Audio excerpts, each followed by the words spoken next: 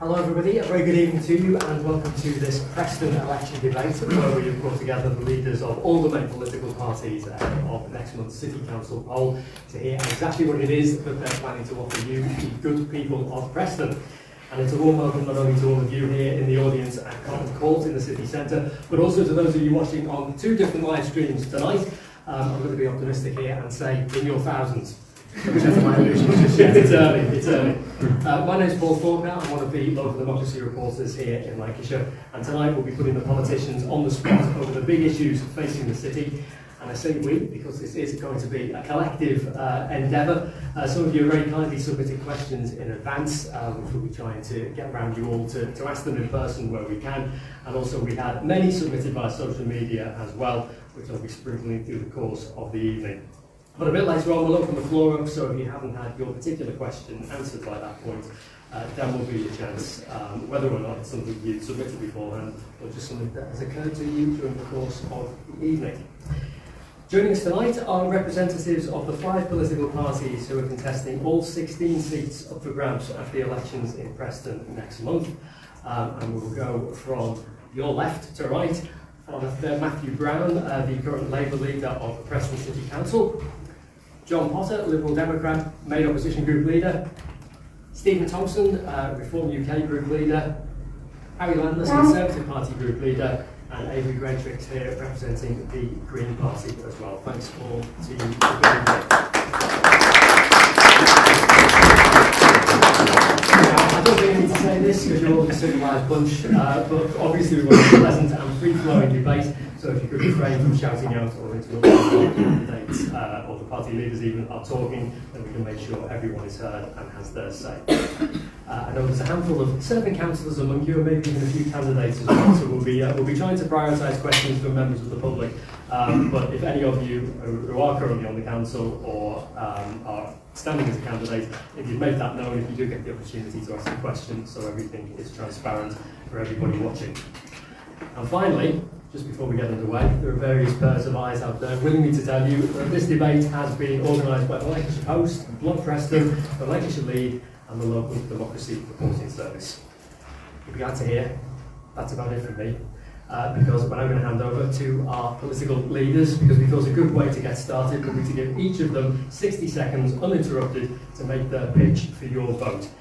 We drew a little earlier to see who would go first using a very low-tech method that you may have embarrassingly seen, and Avery Greatrix for the Greens came out first. So Avery, your 60 seconds, whenever you're ready, away you go.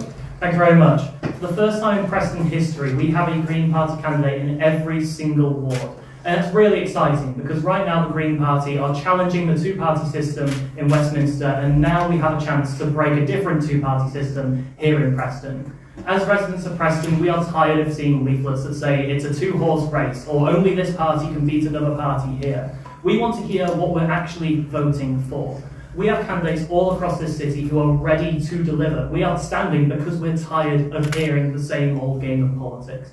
We are here simply to create more social housing, to protect our green spaces, and to tackle the cost of living, because they are the 3 things that are affecting pretty much all of us in this room. And I'm really excited for us to deliver this for the people of Preston.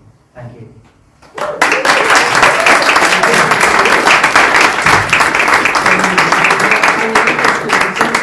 You ready? Your 60 seconds. Start now. Good evening, ladies and gentlemen. Campaigning and caring for all people in Preston is the theme of our approach to the election this time. Our emphasis on fighting on local issues and campaigning on local issues. To this end, we were the only party at the last budget who promoted a 0 increase in council tax, because we want to give residents of Preston safety and decrease the burden on them. But we weren't all about not spending. In our budget we promoted the baby box scheme, youth travel for those wanting to use the vault in the centre of town, promoting moving the Preston Met out into the rural areas and what have you. We also stand firm on planning issues, particularly guarding against overdevelopment in our rural areas Harry, I'm sorry, I've got to be strict with the 60 seconds on that. Your time is up, but thank you very much indeed. Stephen Thompson for Reform UK, 60 seconds. Thank you, Paul. Yeah. Good evening, ladies and gentlemen, councillors, distinguished guests, etc. Reform UK is a relatively newish party, and really it's just full of ordinary people who want change for the better. We want to change politics and bring it back to basics. We want things to be working in the country, not going backwards.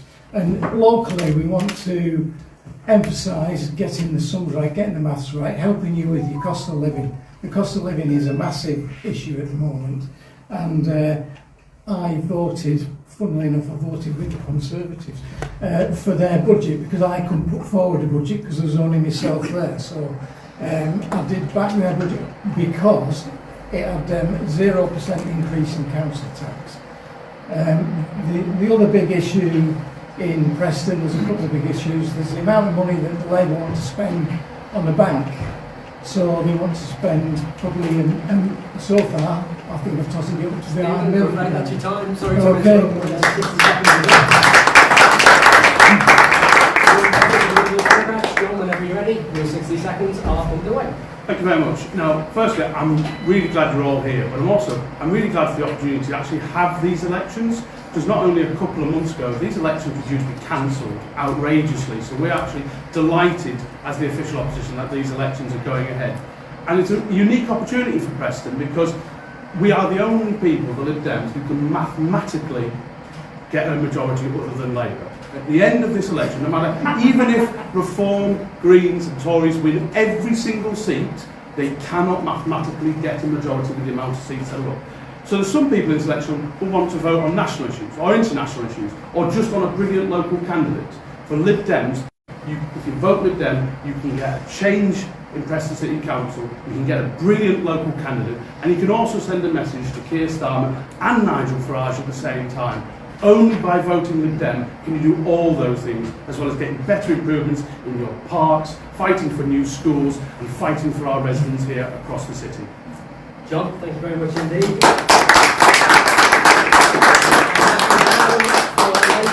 the City Council, Matthew, your 60 seconds. Away you go.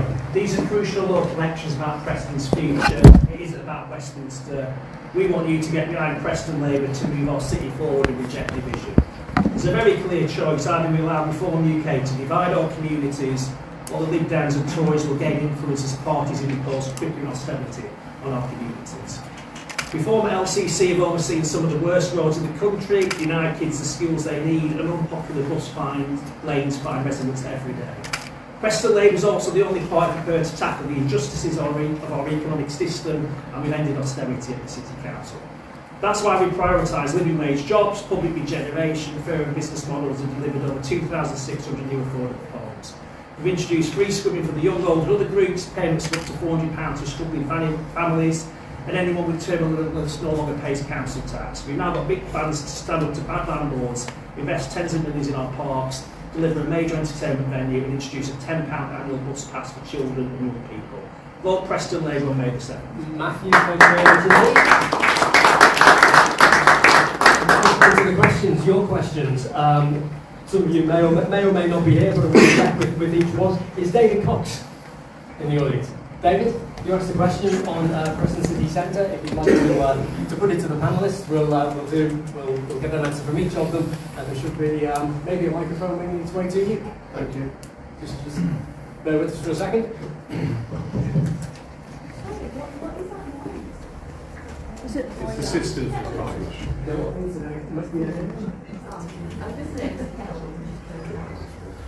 Thank you. I'd like to ask what your single top priority would be for revitalising the city centre, please. I think in 2003, when we became a city, there was an enormous amount of optimism and growth, and everybody thought things were happening. Fishergate Central, Animate, and so on, they're bringing things forward. But there's also a lot of closures, and businesses in the city centre are really struggling to make things work. How is that going to get better, please? We'll start with you, Harry, on that one. Thank you for the question. Yeah, I think that one of the top priorities for the city centre is to make it a safe place and a pleasant place to visit. We've invested in Animate and other such projects, the Harris Museum and a few other things, but the main thing is you've got to make the place attractive, safe to come and visit. And say, for example, you're on Fishergate and you feel threatened in the early evening, you're going to be put off and not come again. So we've got to look at increasing how we, make the place safer, whether it's the use of CCTV, more police presence, and things like that. Thanks, Harry. Matthew, as the person in control of the city centre at the moment, what would your answer to David be? Yeah, I mean, we want to see regeneration of the city centre, but we want regeneration that works for local people and local businesses. This is a really important point. There is a lot of negativity, but if you look at what the Labour Council's done, we've invested 120 million building a new cinema, providing money for a youth zone, refurbishing Amalgama's house, and obviously improving the Harris Museum and Art Gallery. We want to see investment that actually delivers for our communities as well. This is why we are looking at things like establishing a vehicle across the public sector to acquire a lot of these problem buildings that we have. That's why we're supporting 700 new social homes in Stonygate with Onward. We want to continue that. And obviously we do think our government banking system isn't working for people in our community. And that is why we're looking at new things like establishing a community bank, which will benefit local people and businesses and bringing back council housing to our community. Thank you. Matthew, thanks very much indeed. John, to you, that question, what would you do to improve the city centre? What's the top priority? Yeah, so I think lots of towns and city centres are struggling because the age of retailers has changed in terms of people go online, out of town shopping centres. So the places that now thrive going forward have a different USP than just retail. And the big centrepiece of this city that is currently sat empty is the Guildhall. If we want our city centre to grow and build, we have to offer some other than shopping, other than a nighttime economy. We have to offer an evening economy or a late afternoon economy. And the Guildhall being empty, because I'm not breaking any confidentiality here, the Guildhall's probably had its day. The repairs on it are going to be so much that it's probably not going to be savable.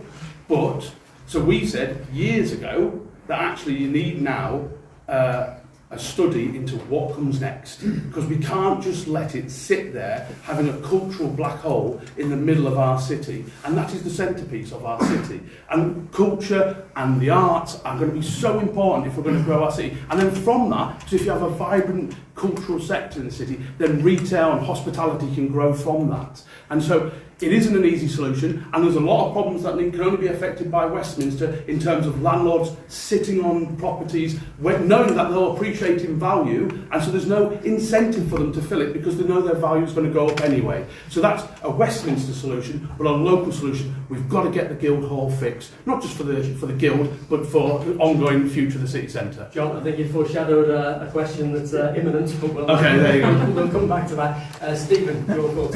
Yeah, thank you. One of the things that I've noticed going out at night is it's very different to the way it was 20 years ago. It doesn't feel very safe, and I think one of the things that we need to do is step up safety in the city. I was just talking to someone the other day, a young lady who'd been somebody dropped some drugs in a drink, and she reported it to the police. But that sort of thing goes on in Preston, and it shouldn't really be going on anywhere. So we need to have a safer city. The other things that we need to do are, what we need to do, but the government needs to reduce business rates.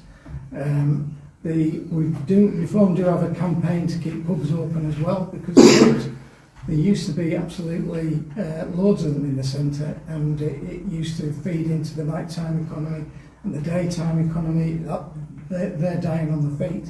So there's a lot of things that we could do. But safety is the number one issue right now, I believe. So, thank you. Thanks, Stephen. I don't think we're saying anything too revelatory. Adrian, I say you're the youngest person on the panel, so from a younger person's perspective,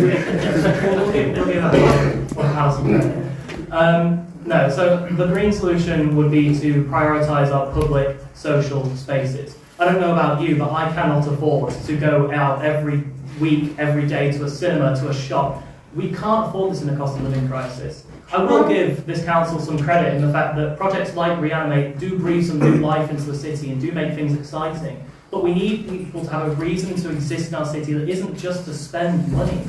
Because we can't afford to spend money day in, day out, even if it's once every week.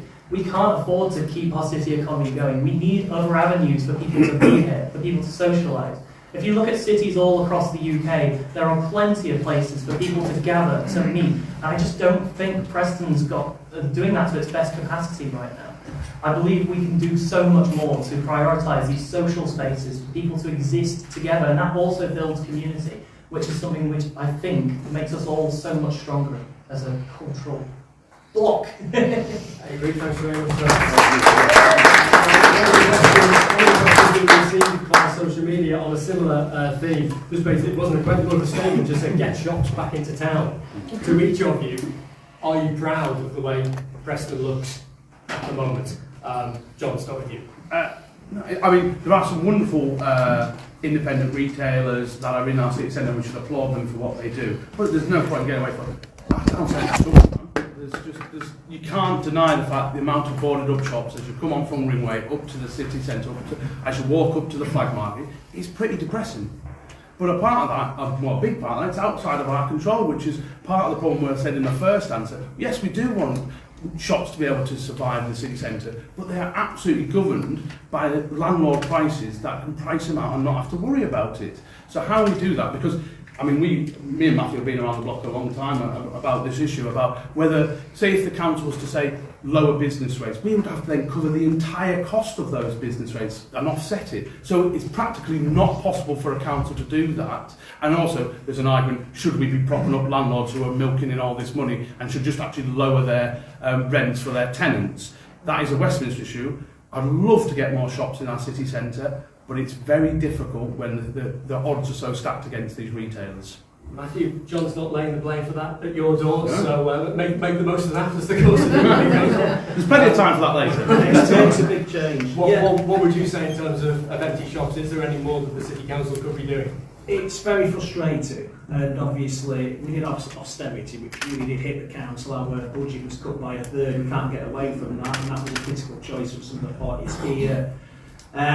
I think we have done more than people think. If you look at the money we put in, if you look, we've got Councillor Hindle here, the arts and culture portfolio, we're doing amazing work around, having more events in the city centre, things like Lancashire Council and other things. So I think it's a lot better. What I think we need to do is have more powers and more resources, and I mentioned setting up a company to actually compulsory purchase a lot of these shops, because often it's the behaviour of the private sector which is a problem.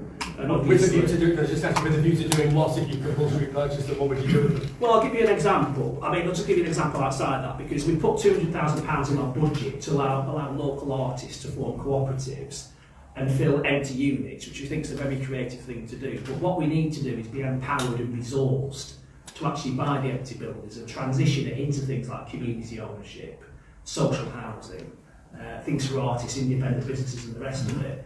We do have an issue around how we've done economic development in the city. I'll go back to the Type 1 regeneration scheme. That would have extracted wealth. It would have meant that a lot of very wealthy business people would have got even more wealthy at the expense of our community. We've been very clear we want to move away from that and do things publicly and make sure more people participate in it. I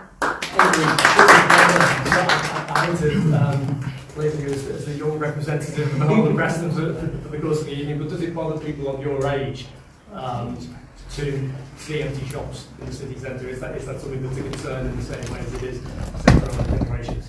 What I'd say specifically on that is, for my generation, we are used to seeing this. We've never known any different. We've not known ambition. We've not known a city that is willing to build or invest in these public spaces. We've only seen the decline and the decline and the decline. I was born in 2004. I was 6 when the Conservatives came into power and destroyed everything.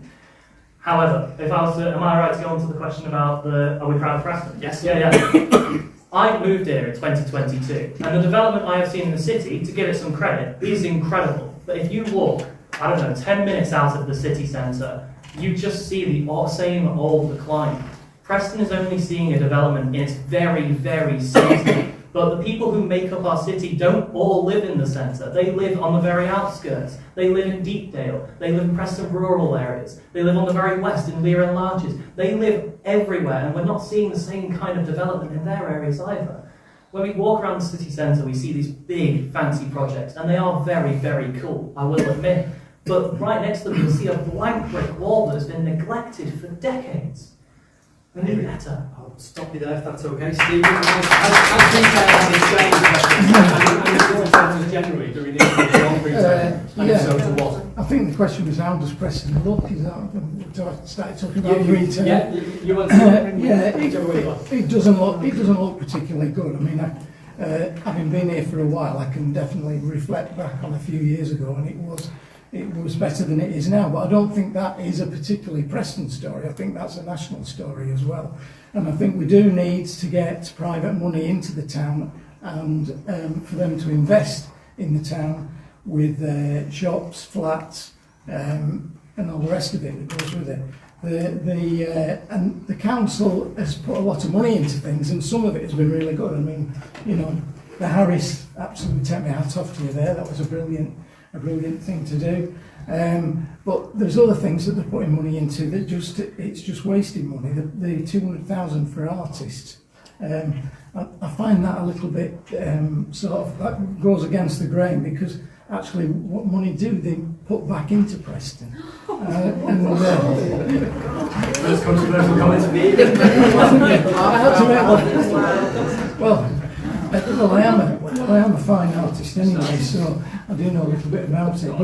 But yeah, so market forces need to be encouraged, I think, because you're looking at national and international forces that do bring wealth into somewhere, and you can't reject them. So yeah, encourage people to come in who've got money, and let's make sure that we can all benefit from that. Harry, is that as easy as Stephen makes it sound, encouraging well-heeled people into Preston City Centre? Well, coming back to retail, I think we've got to all admit retail has changed. Retail is a frightening business to be in now in terms of running a shop and trying to make it pay. We've seen so many big retail groups, not just small ones, but big retail groups all go bust because habits have changed. That's not anything to do with policy, that's a lot to do with technology and the fact that Amazon Amazon is an unbelievable organisation. You know, we all probably not, but most of us, I'm a bit technophobia, I'm not very good at it, but my wife does, we all use Amazon and depend on it. I mean, you don't just have to go into Preston city centre, you go to Deepdale Retail Park and there's places there, big stores struggling, changing hands. And you know, we can't wave a magic to attract people to go to maintain retail. You know, I think even Matthew said many years ago when I first got back involved in Canada, you know, Preston City Centre needs to change. It needs to not just depend on the retail offering. It's got to offer other things to make people come in and use the city. Thank you. Thanks, Harry. Well, John, with your crystal ball a moment ago, you spoke about the Guildhall. While we're on that subject, the Guildhall was mentioned in the questions that we had submitted. There was a bit of movement after several years of stalemate. Just last month, Labour said that they will decide within the next year what to do, take a twin-track approach and either explore a completely new venue or cost the refurbishment of the Guildhall.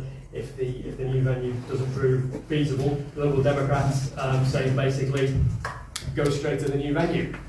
For a start with you, Avery, on this one, the Guildhall as the heart of Preston, as John was describing it before. Do you agree with that? And is it vital for it to rise from the ashes almost? The Guildhall is a building that is significant to so many of us because it existed here for longer than some people have been alive. If it is not viable as to repair it, I believe it is more important for us to have a cultural hub in this city, for us to have a centre where artists can thrive, where musicians can thrive, where performers can thrive. If that does mean it's not viable to refurbish the Guildhall, then we will look at alternative avenues. I can't make a full commitment on that because I think that depends on what comes out of the analysis from our side. Do you think it needs a bigger venue than the Guildhall, something the same size, or something more grassroots? I mean, I think size is incredible, but we're not going to get international artists coming to Preston anytime soon because that kind of thing requires years and years and years of reputation building over time. We're not going to get that anytime soon, so we're not going to fill these huge venues. I'm in favour of grassroots artists, supporting these smaller artists and these smaller performers who are just starting out. So Preston can be the city that enables. Preston's the city that can make these people thrive, that can bring them to those international stages, to these national stadiums and arenas. We don't need an arena in Preston necessarily, but if one day we gain the reputation to, why not? It has had big superstars in the past. Yes. Right. It very well might have been past, but that was after decades of building a reputation.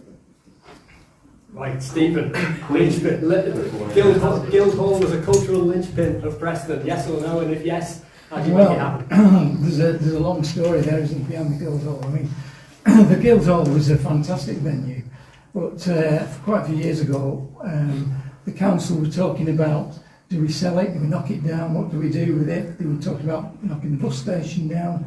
That became a listed building, so that couldn't happen. But the problem that kept coming up with the Guildhall is it's not big enough. It's just not big enough to get big acts in there, so we need somewhere bigger. And you can say, well, let's organise smaller ones. What you can do is a number of venues, smaller venues that you could use. But so the Guildhall, I think really what you need to do is if you're going to look at this as a community building for Preston that puts on shows, etc., then we need to have a report done. Let's do a study on it and find out exactly what we can have, how much money it would cost, and look at it that way rather than just have these ideas floating around. Let's do something positive, kick the ball off and get a report going.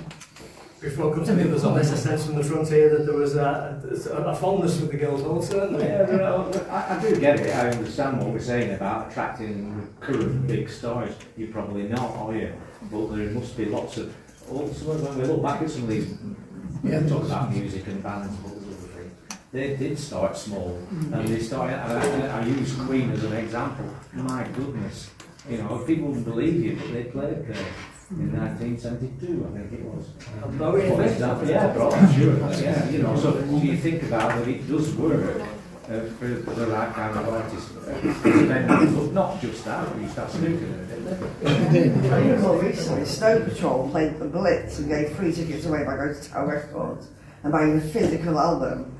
And then they played in Preston in the park. Well, we did. You can't say that it's only a small loss. We've got Preston Playhouse for artists that aren't discovered yet. We don't need I'm saying it's too small because that's what the report said. It's not too small. At the time. So we need a bigger venue to attract bigger. John, you want to flatten the place, don't you? What would you say to this idea in the front? No, so it's very simple. I mean, the Guildhall's had a problem that it fell between two stalls as we go. So it was too large to be niche and too small to be the big ticket items. And but the thing is, the lifespan of the Guild, whatever we think about the Guild and its value and its history and its past, that concrete inside there has got a life cycle of which is coming to an end. That is the fact of it. But what we need, and we've talked a lot about music and shows, but actually what thriving cities have is actually a conference venue that can have trade reps. It can then do. There's one there behind you. Yeah, sorry.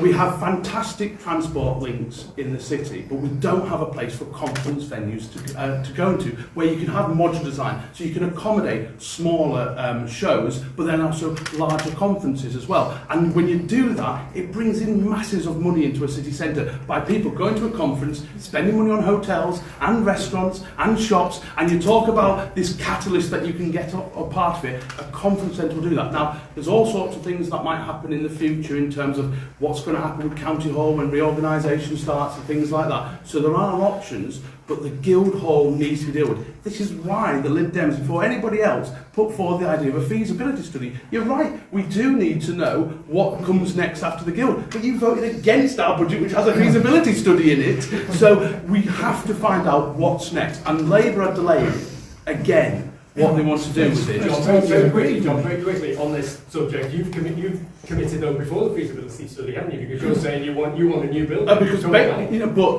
Again, the logic. So the feasibility of what comes next is absolutely what we need to do, because that building does not, even if it, in the most optimistic of circumstances, will only have a couple of decades left in it. And actually, you've got to have politicians keep on doing short-termist decisions. We need to think about, because look, think of like Co-op Live in Manchester. Have you ever been? That's a huge venue. That cost £400 million. And you think that stuff's easy to do. In order to get investment, to get everything else, you have to have ambitions, but you've also got to have a plan to do it. And the Guildhall is not going to be part of that long-term plan. Maybe we should think bigger though, not just that, and link with the hotel thing, because you're right, what you said about people coming in and spending money in restaurants and bars and stopping overnight, and it all has a link. It all links together, doesn't it? And I don't know there seems to be a lot in Preston where there's things started off. And I'm outright, the post office was going to be some hotel, wasn't it? And that's just not happened. Sticking with the Guildhall for a second, Matthew, you're not trying to ride two horses on this one by saying that you're going to have a twin track approach for another 12 months, because we've known since 2023 that the concrete situation was pretty terminal for the Guildhall, and that it was either going to be major refurbishment or replacement as a venue, and yet still you're saying another 12 months before you decide which way to go. Well, I mean, we only found out quite recently it wasn't as bad as what it was.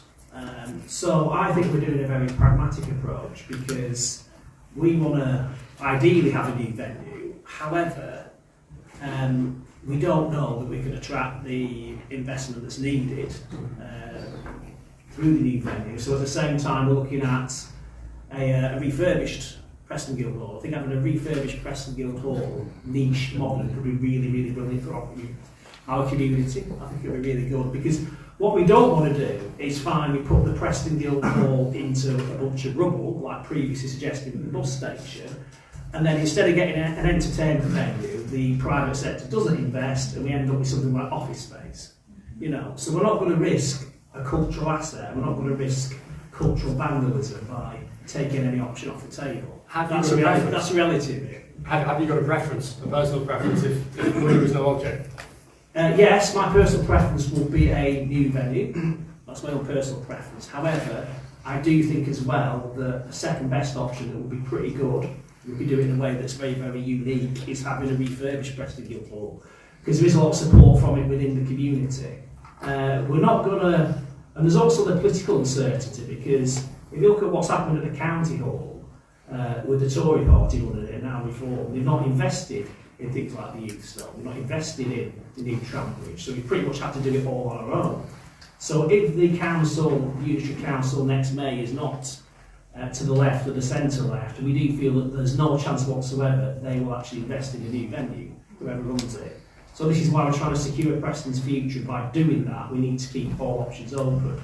And just really important point in this, people mentioned the hotel, they mentioned the Guildhall, they mentioned many things. This is not the council making mistakes, it's the council giving things to the private sector and the private sector making mistakes. None of us wanted to offload the Guildhall in 2014, austerity meant we couldn't do it. So we gave it to the Rigby Group in good faith, and that didn't work out, and then we took it back, and then obviously we find out there's all kinds of issues in terms of with the fabric of the building and other things. So everything we've done has been in a good faith. Harry, just come to you on this. Do you see the £60 to £100 million estimated investment that the council thinks will be needed for a new Guildhall? Do you see that forthcoming into Preston? Well, I can't wave a magic wand and say, yes, I can definitely see that forthcoming, but that is one of the options that we have to pursue.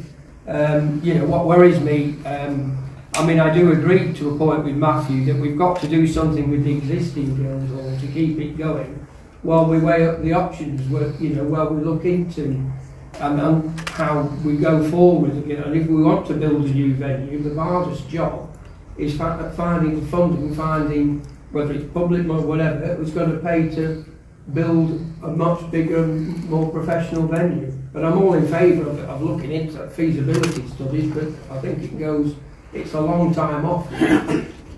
I'm sensing a bit of interest in this one. Just one question on this from the front there, just before we move on. Yeah, I just wanted to raise a point. Obviously, I feel Preston's missing out a lot at the moment.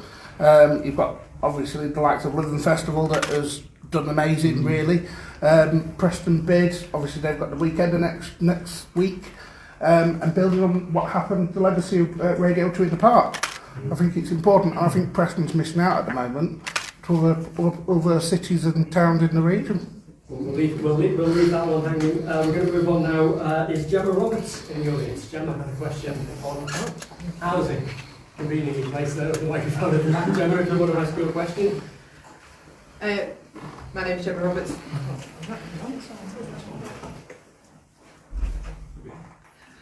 Probably don't need it, to be fair.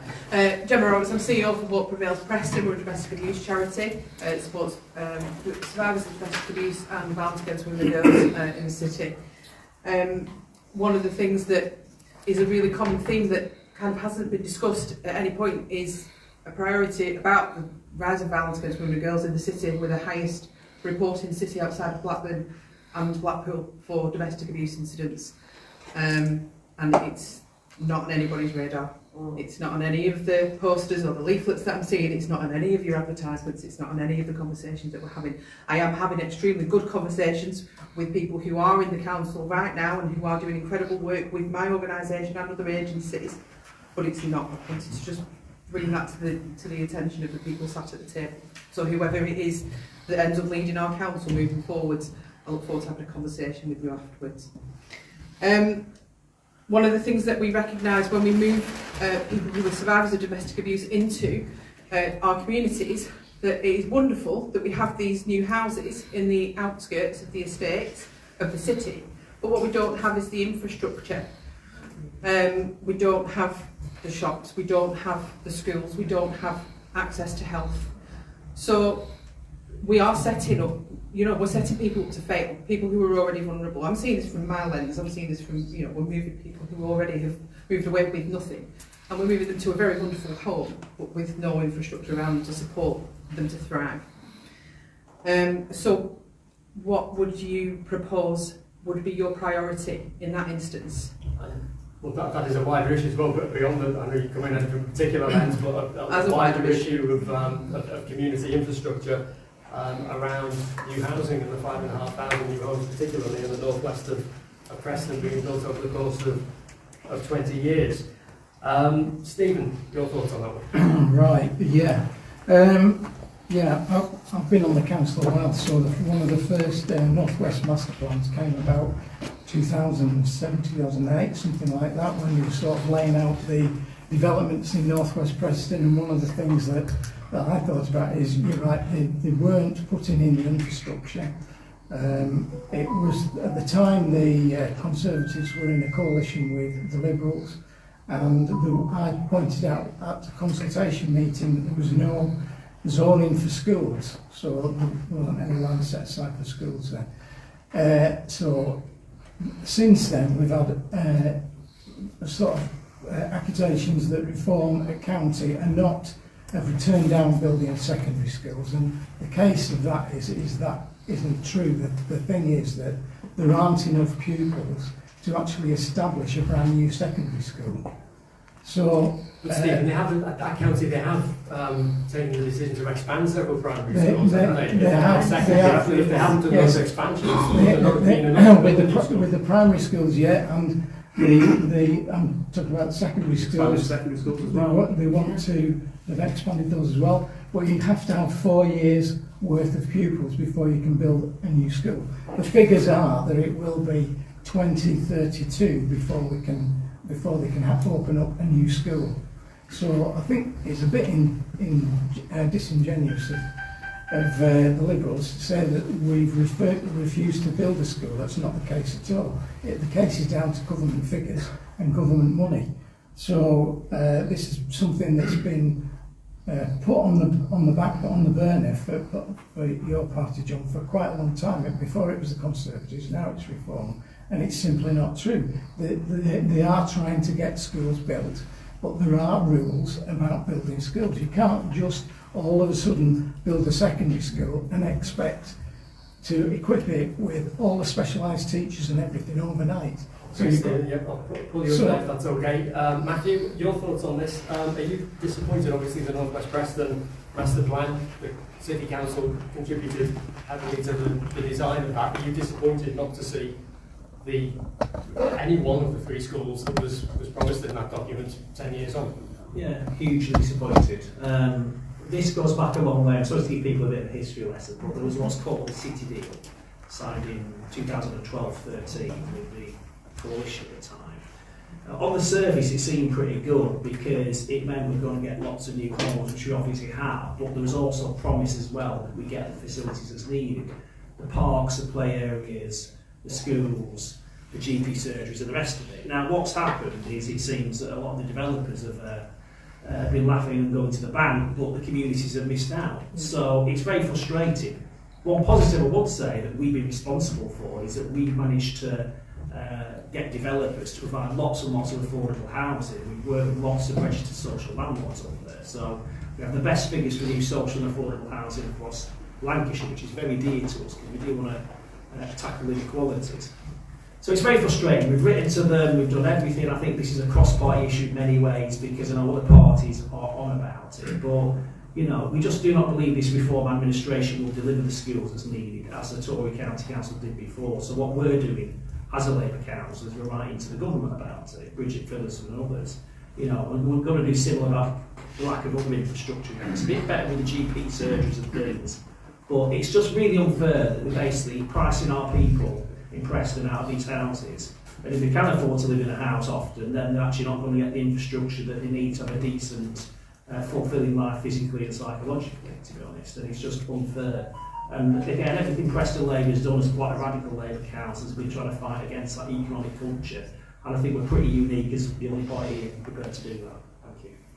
John, Steve, put the County Council's case. He's right, isn't he? There's no point building a school if it's not sustainable. No, it's completely wrong, because actually the school would have been sustainable if we hadn't done ad hoc expansions for years. And we know because we've got to, me and Paul have been doing this story for about 8 years on this. We've got thousands of children going across Preston to Longridge, to Penwortham, struggling to get to places. And listen, and even if you don't care about any of that, it was promised. We were promised 2 new primary schools and a secondary school to accommodate all those new houses. And can I just say to you, first of all, thank you for everything you do in terms of domestic abuse. And one of the truly shameful first things Reform did in charge of County Hall was ban the white ribbon flag for domestic abuse. It was absolutely appalling because they thought it was a cultural woke thing rather than actually about highlighting a really serious issue. But in terms of the actual infrastructure, I could go on for schools for ages because we've been taught about. I was the only person to put forward in 2022 the budget because I started getting calls from parents in floods of tears saying all military families that had moved into the area couldn't find a place for their kids. And every time we got near to the point where you'd have to spend the money, amazingly, we'll do an expansion and we don't have to spend that money. Incredible coincidence that, isn't it? But probably because what you get, if you don't get the schools, we're getting masses of traffic problems all across north of Preston as people are now to drive across Preston with their kids, causing all sorts of issues across the city. But also, like I say, it was what was promised.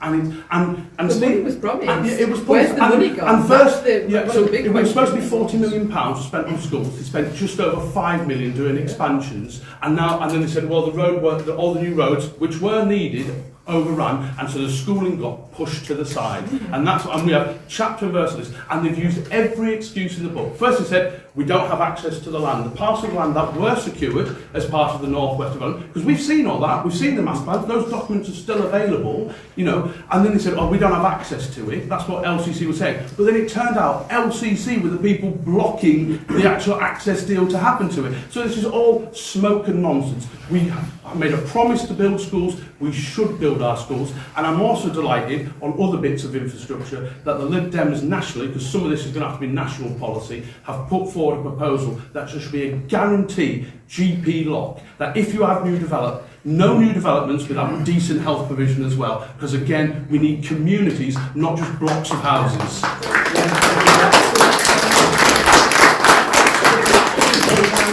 Matthew acknowledged the Conservatives were running County Hall between 2017 and 2025, Reform in power since last May. So Harry, I know you're not here to speak for the Conservative County Council, but from your perspective, is it a failure that none of those schools have materialised over the course of the last decade? Yes, it is. It's embarrassing, to be honest with you, because I'm coming back to planning things. I'm involved in planning. When we do these master plans and what have you, I sometimes think they decide, well, commercially it's better to build the estate, to do the developments first. But there's nothing planned in to coordinate with schools, with medical centres, with shopping, commercial shopping. I mean, we constantly get told this is a sustainable development. And I sit there and I scratch my head and I think, well, everybody lives there. There's a no bus service to get to and from this particular estate. There's no local shops to go to. There's no chemist. There's no, you've got to travel a long way to get to a doctor's surgery. And, there's very little school provision for that particular area. And as John says, or other people said, parents have come to me, they're travelling halfway across Preston to get the children to school. So yeah, it is a problem. And to me, going forward, what I don't understand, there needs to be a more coordinated approach to the whole thing of developing, whether it's northwest Preston or in my case, the old Whittingham Hospital site. Ideal piece of land to build, but there's nothing anywhere near. We've got a post office in Goosner. We've got a very fine bar that and one or two other things, but we don't have the necessary services. And the nearest doctor's surgery is either the one on Garstang Road, that huge medical centre now, or Berry Lane at Longridge. And we're about to build 490 more houses. They've already built, 300-400 houses. And I'm only using that as an example, but in a way you think it's frustrating. You think there must be a more sustained approach to developing, and I hope it doesn't perfectly solve the lady who asked the question problems, but I'm fully aware of what she's saying.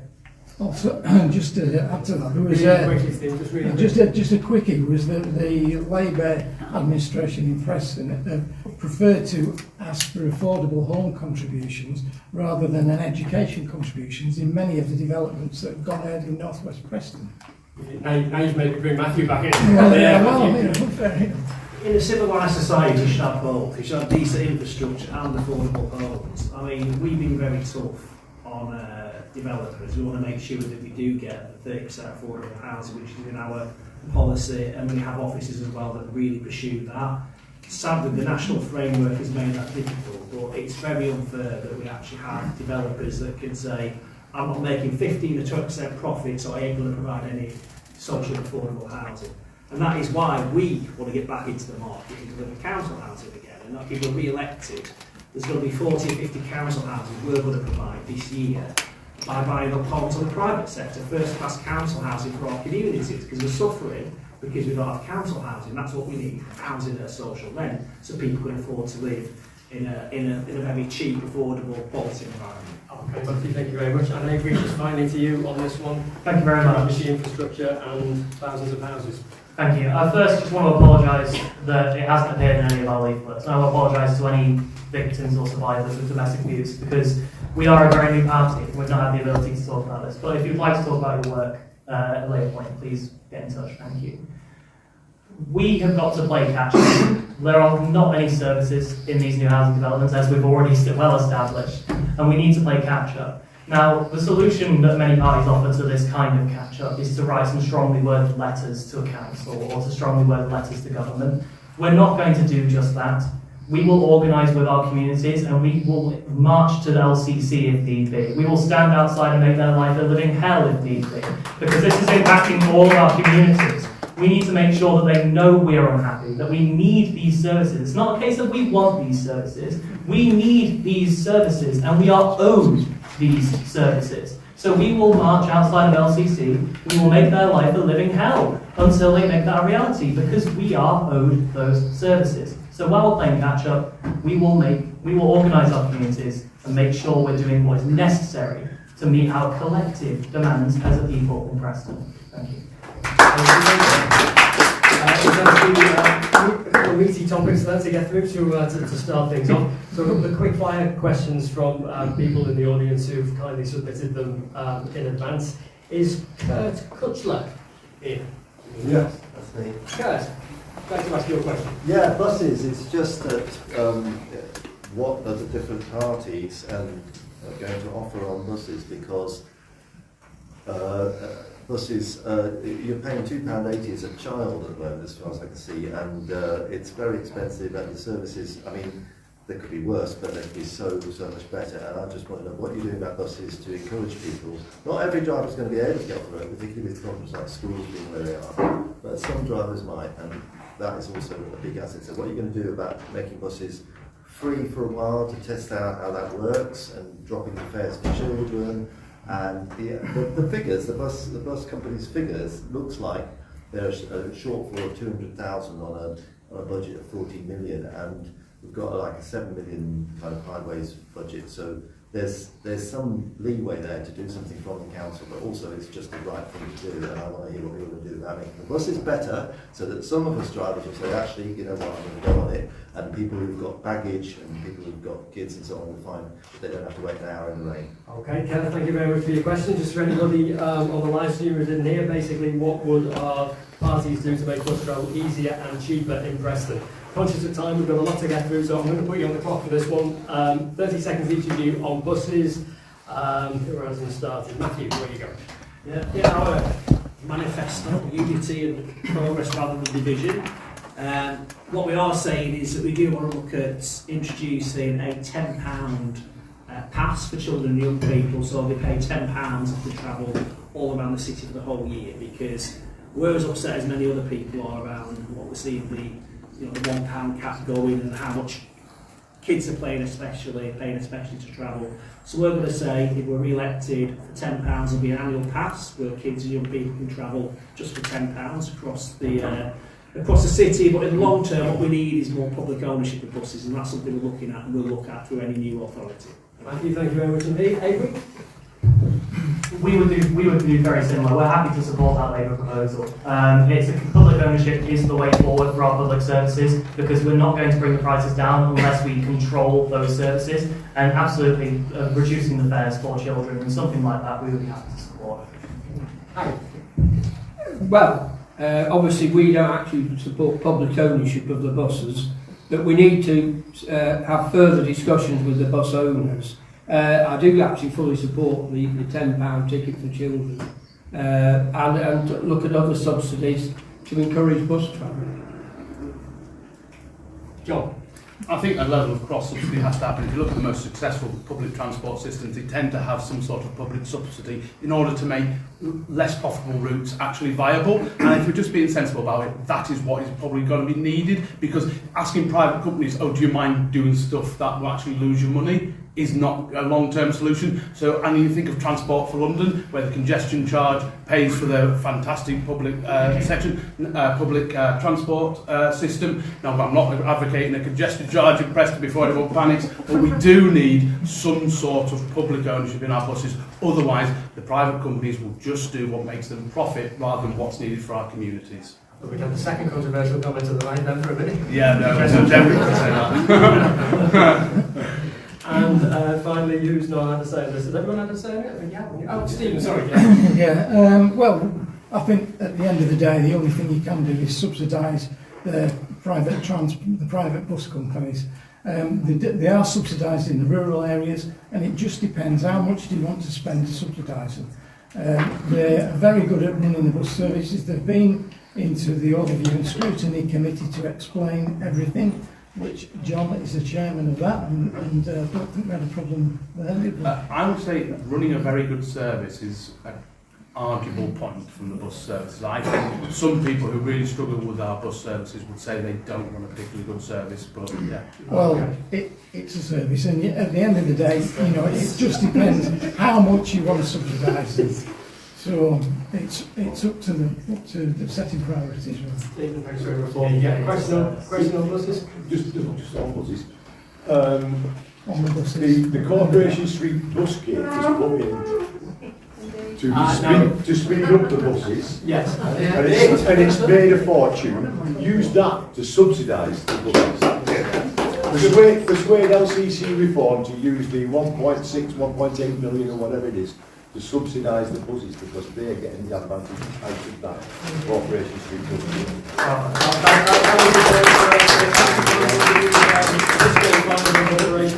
to subsidise the buses. I'll have to leave that one hanging because we're going to struggle to get through even what is in the control of these good people tonight before we even start trying to see what Lancashire County Council may or may not be responsible for. So we'll move on to another one. It's Savannah Dable in the audience. Savannah, your question is really well.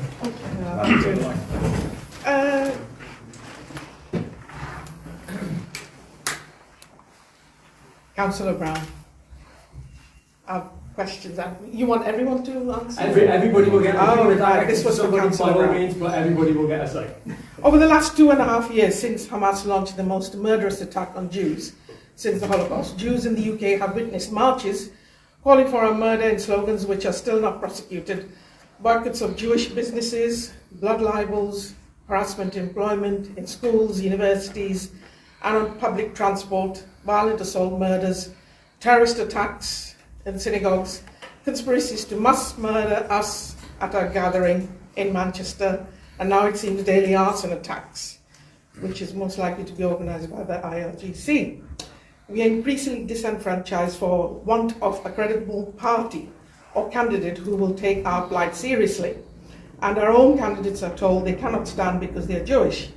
Given the febrile atmosphere which more and more resembles Germany in the 1930s, does the Preston Labour Party believe that there is a conversation to be had about whether it's a perception of unsafety, not my word, but Zach Polanski's term, or whether it is actual unsafety for Jews living in Preston and Lancashire, and what are you going to do about it in order to reverse your own party's contribution to our suffering? Savannah, just before bringing up to the panel, just clarify, were you saying that the people who've been told they can't stand for a party because they're Jewish, were you saying that for a second? That's right, yes. Which party? I can't say, but I've heard that. Okay. Does that happen in Preston? I'm not going to say that, but one thing I need to tell you, Councillor Brown, well, the last let him answer now, because it's a long question, so we'll let Matthew answer. I was just going to say the last Jewish couple sold their home in Blackburn, and they left since they chose their MP. That's not Preston, is it? It's Lancashire, but it affects the original question was about Preston, so Matthew, just question. Obviously all forms of racism, discrimination, anti-Semitism are wrong. We've said that very clearly. We have invested very heavily working across our communities in anti-racism projects with trade unions and others. Obviously we do talk to the police regularly, and we're investing more in community safety through our budget really. So we do want to obviously make sure everyone is safe and welcome within Preston. That's our position really. What I do think is, because we've had very intense feelings across our community around the recent conflict in Gaza, we've been very conscious that can lead to tensions, and we've really reached out, especially through the Faith Covenant and others, to say that any feelings you have about what's happening in the Middle East should not spill out into hatred and conflict in Preston. We've been very clear about that. We have taken a humanitarian position around the situation in Palestine, and we've done that in a way that we feel is proportionate and in a way that's responding to a large section of our community who obviously were expressing strong views about what was happening over there, because there have been tens of thousands of innocent children and others killed, and we did that in a very proportionate and humanitarian way, in line with our values of peace and international law.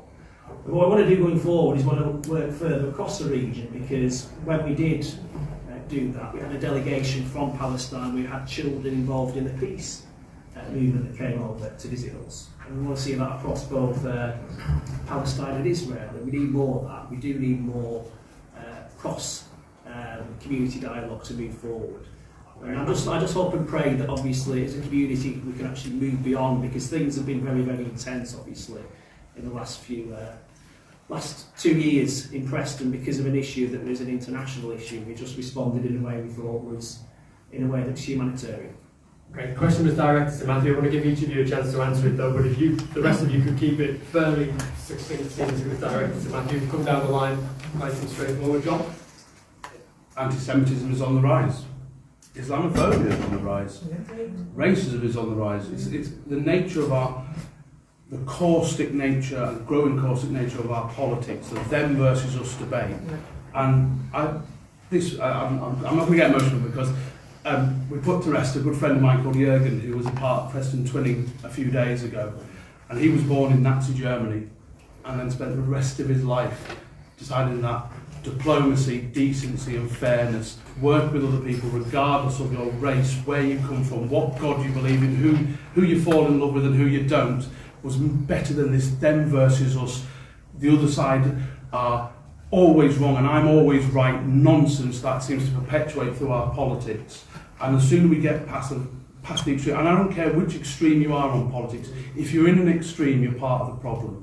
And actually what we need is sensible, moderate, caring politics coming back into our politics, and the sooner we get rid of the extremes, the better.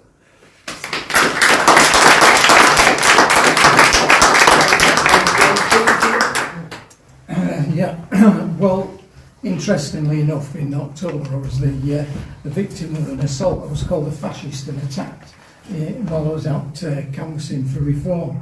I think the problem is that anti-Semitism is rife in this country, and there's no basis for that at all.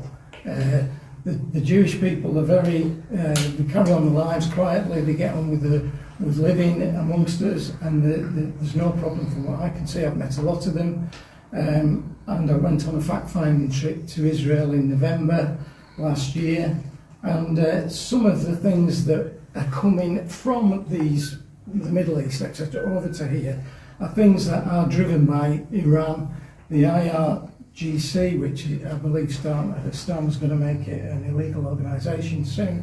Those sorts of people have come into our country and are stirring up problems for Jewish people and feeding extreme Islamist people who support them. I think we need to have a reasonable discussion about this because we can all live together. I was sat on a table in the Mayor's Ball the other week with a group of Muslims and Labour councillors.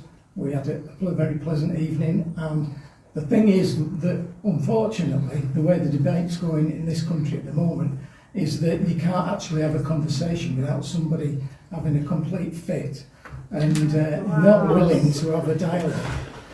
So I think that anti-Semitism is rife, it needs to be dealt with, there's no excuse for it, and I will certainly support Israel with its right to defend itself and also to support the Jewish people in this country. Maybe don't say a complete fit. Thank you.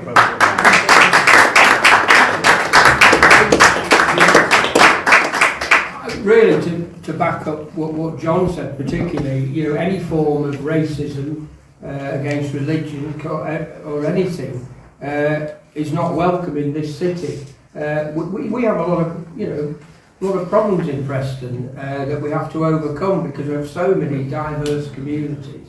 And the job of the council, as much as any, is to make these communities work together for the good of the city and what have you. And we need to be aware of the problems and try and eradicate them.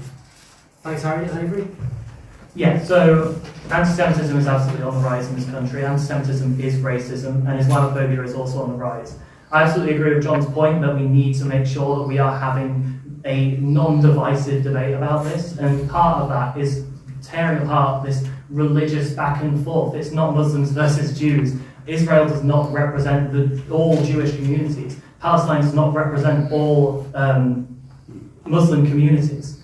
So Preston City Council will absolutely protect all of our communities, especially because we're just facing rising racism, rising sexism, misogyny, ableism anyway. We'll protect all of our communities in this city, but we will also make sure we're standing in solidarity with people who are suffering abroad, and especially against the genocide in Gaza.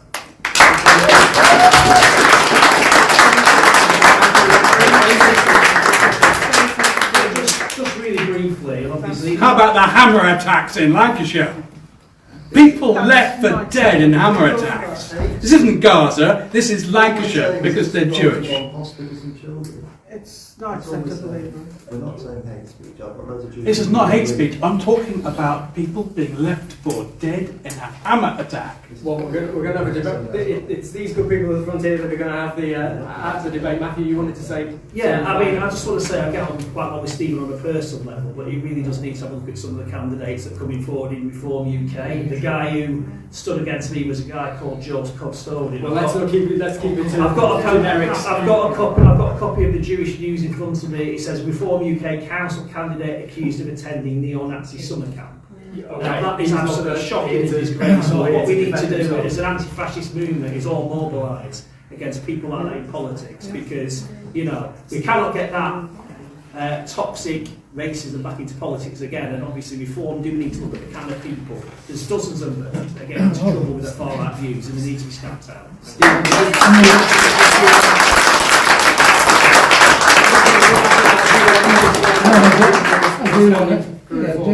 I do want to say a little bit about that. We do have a vetting policy. If anybody's found to be of an undesirable opinion or linked to undesirable organisations, they will not stand as a Reform council. A lot of the Reform councils are just ordinary people. So, unfortunately, there's one or two people who slip through the net, which happens in all sorts of parties. But there's also, as well, people from the far left who are standing for various other parties that are sort of part of the same thing. The far right, far left politics is undesirable. But Reform is being singled out for being somehow extreme, and it is actually just about ordinary people wanting to get back to politics. That focus on yes, you are. Okay, let's move on to the next substantial topic, which is a question from Alana Mullen. Alana, is Alana in the audience? Alana? Yeah. What would you like to read your question? Is it right to reduce... Can we just get a microphone to you?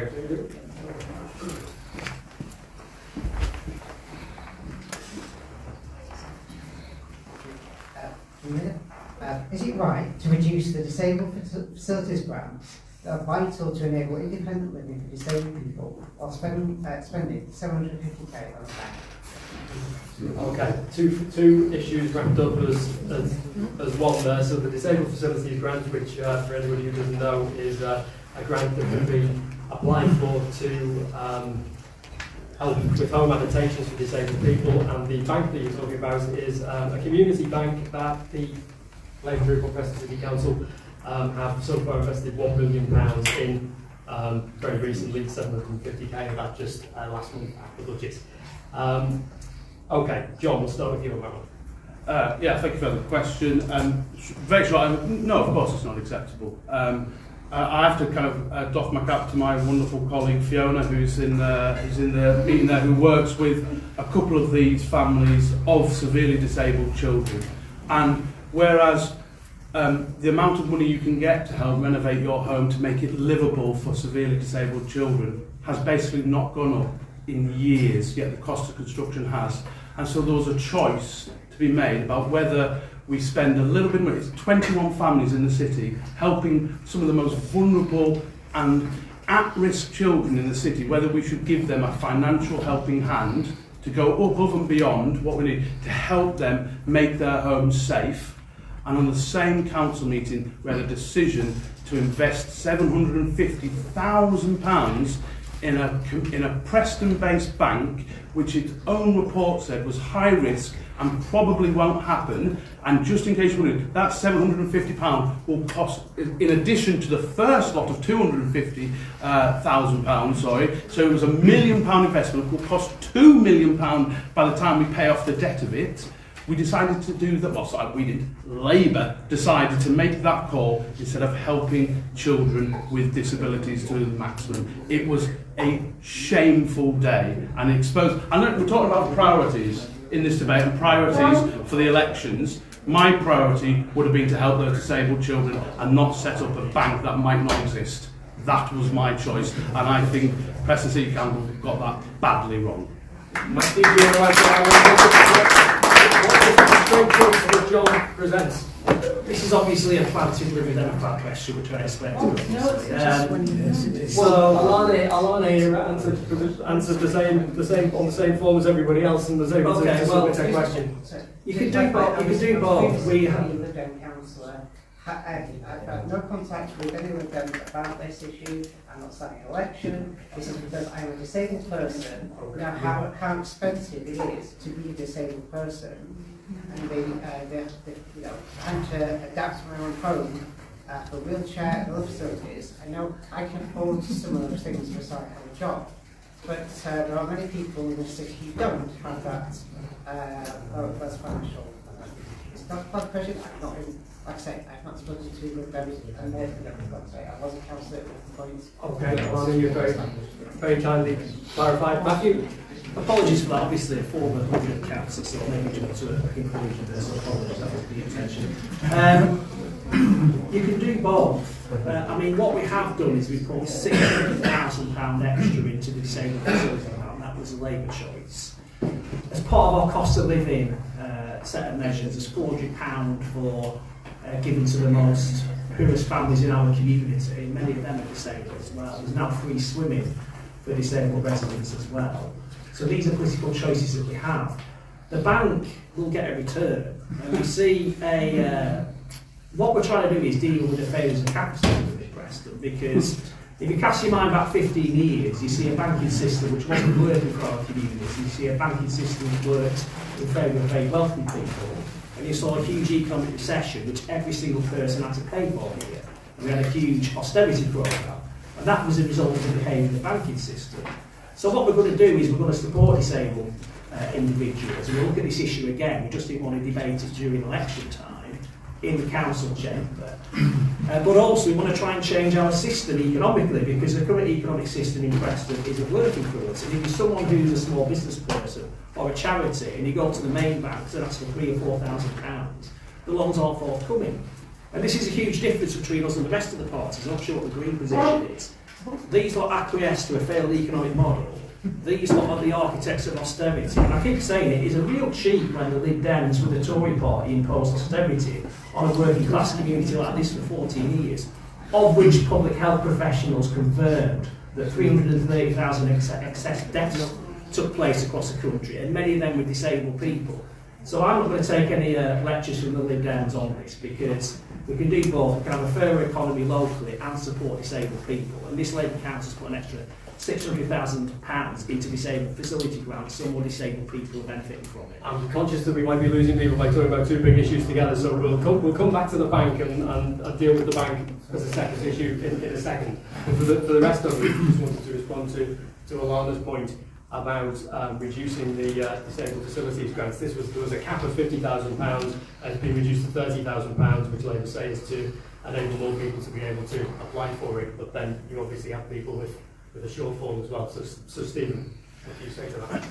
Well, this very question more or less came to the last council meeting as a notice of motion, and I had to agree with the Labour Party on it. And there's budgets set, there's policies set, and I think the timing of this particular issue coming to council, it was more or less exactly the same questions that the Liberals brought forward, was really a bit of an election ploy. But the issue is who would not want to help people who are disabled? You No, I'm quite happy to help people that are disabled. You don't know my history or my family's history, so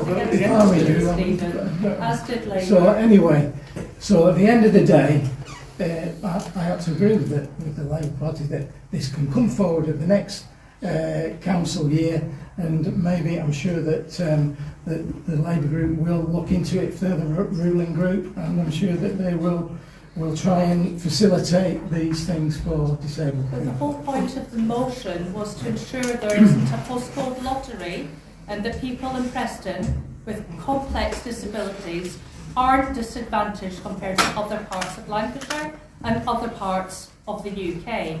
Now, the whole motion was about asking the government to give us what our residents need with the high disability rates that we have in Preston, particularly post-COVID. Now, you're turning it into something that wasn't political. It was because families are struggling and had a massive funding shortfall. I do agree with John. It's shameful. He made the wrong moral choice. Okay, well, there was a number of families that are being helped at the moment, I believe. I spoke to one of your colleagues about this. Yeah, I mean, for information, let's deal with the facts. Because of the changes we've made and the extra investment, £600,000, and it's primarily funded by government, more families are receiving it. The reality is that money kept running out because there was that much of a demand for it. So by restricting it to £30,000 and asking housing associations as well to contribute, more families are receiving support. Do we want to do more? Yes, we do. Do we want to see change? Of course. But obviously, it's not the time during an election period to be debating this, really, in the council chamber during Perth. That's my own view. Harry, your thoughts on specifically on the disabled facilities grant and we have to have a commitment to this. I will be reminded how I voted and I abstained on this.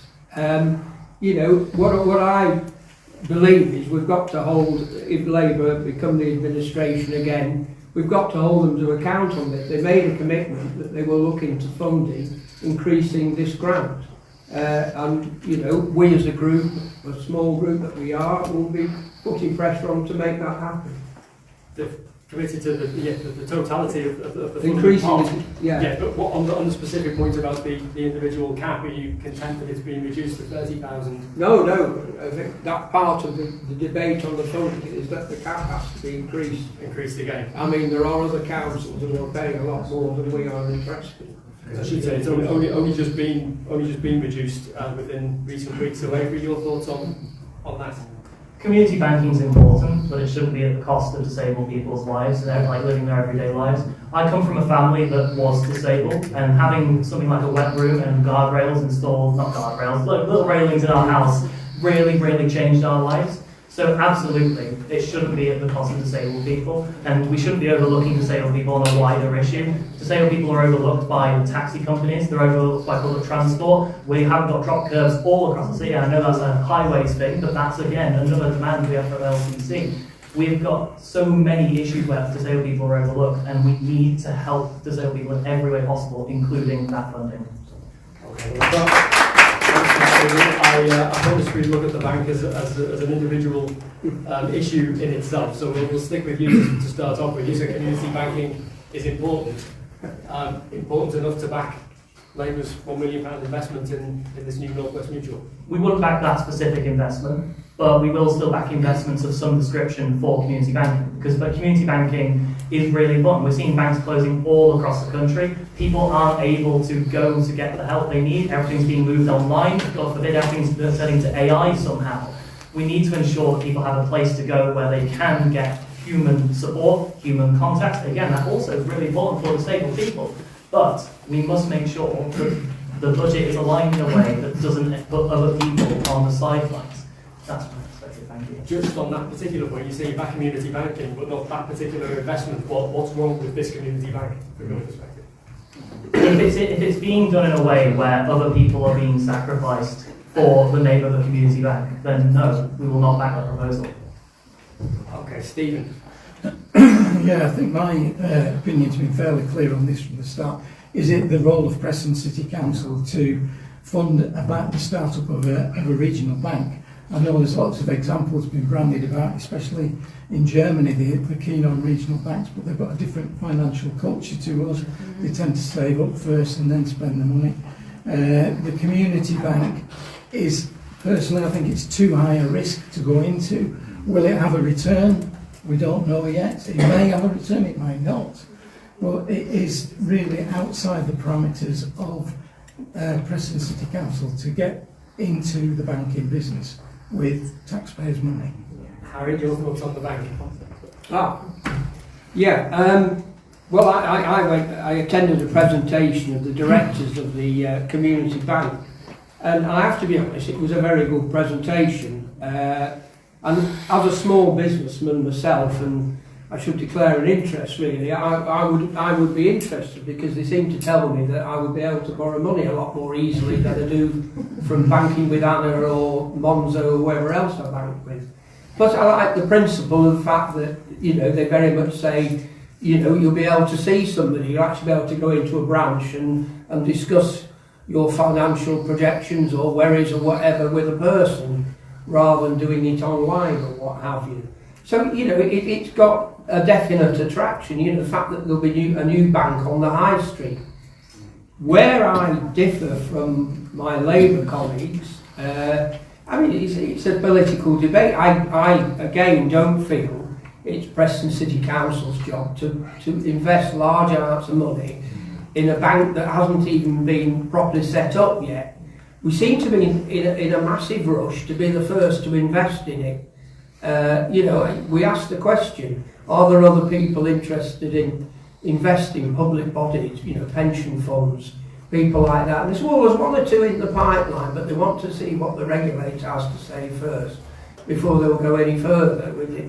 And I thought, hang on, Preston's sort of sticking its neck out a bit on its own, which I don't think is a great thing. And I just feel strongly that it's not the council's role to be investing in a bank. Matthew, high street banks seem to think that high street banking has had its day, judging by the rate at which they're closing them. Why do you know better? Because just look around you, we've got a situation where we've got constituencies in the northwest of England which have lost every single bank branch. There's conversations about disabled people. Disabled people need a physical presence. I mean, you've got to be pretty stupid not to make money out of banking these days. We think it's a sound investment, to be honest. And there's a risk with everything we do. There's been no criticism of the Lib Dems, Tories and Reform about our investment in the animated cinema. £46 million. Cross-party. £46 million compared to £1 million. Can I jump in and just ask you, why do you let Lloyds Bank shut the last remaining actual bank in Fulwood, relied on by the elderly community, relied on by the disabled community, relied on by me, to go into a bank without having to go into Preston Town Centre for all my banking needs now? Why do that and then invest in the bank? Because we don't have the powers to stop Lloyds from shutting it down, and because they are treating people that way, local businesses as well. We want to establish a new bank, and there's going to be 200 new jobs in Preston with this new bank. Additionally, there'll be a 1 in 10 pay ratio between the top guy and the bottom guy. Will pay the living wage, and there won't be these excessive salaries of about £9 million that you get. We need something like this now, and the Liberals to say that we're actually investing in a bank at the expense of disabled people, it's nonsense. This will make a return for the city. We invest in banks anyway. Councils do, pension funds do, and it's absolute nonsense. And this is the debate that we have.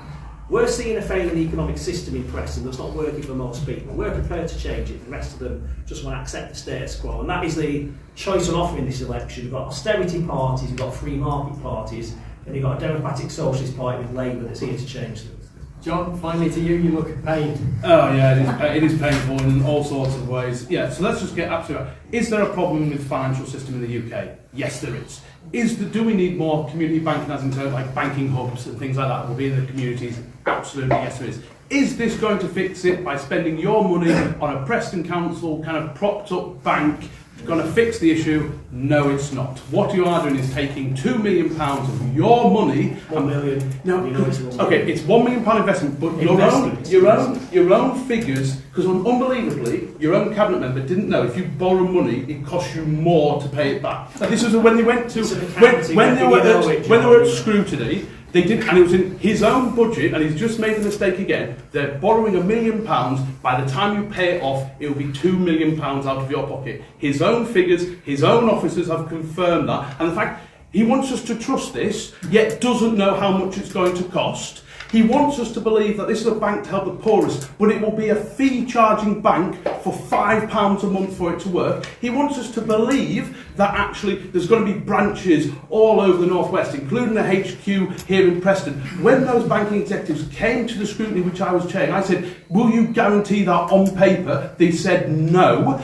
And then the absolute kicker was, having spent your money on this, I asked the banking executives, if you didn't have our taxpayers' money for it, would it go ahead anyway? They said, yes it would. So it's pointless of spending money. Why not do something with that money, like spend it on our parks or in helping disabled children? It is a nonsense, vanity project, and it should. But you know what? And the worst thing about this is, guys, the scheme that Labour have done is non-refundable. Even if we kick Labour out in a couple of weeks' time, that money is lost. Very quickly, Matthew, come back on that. I just go back to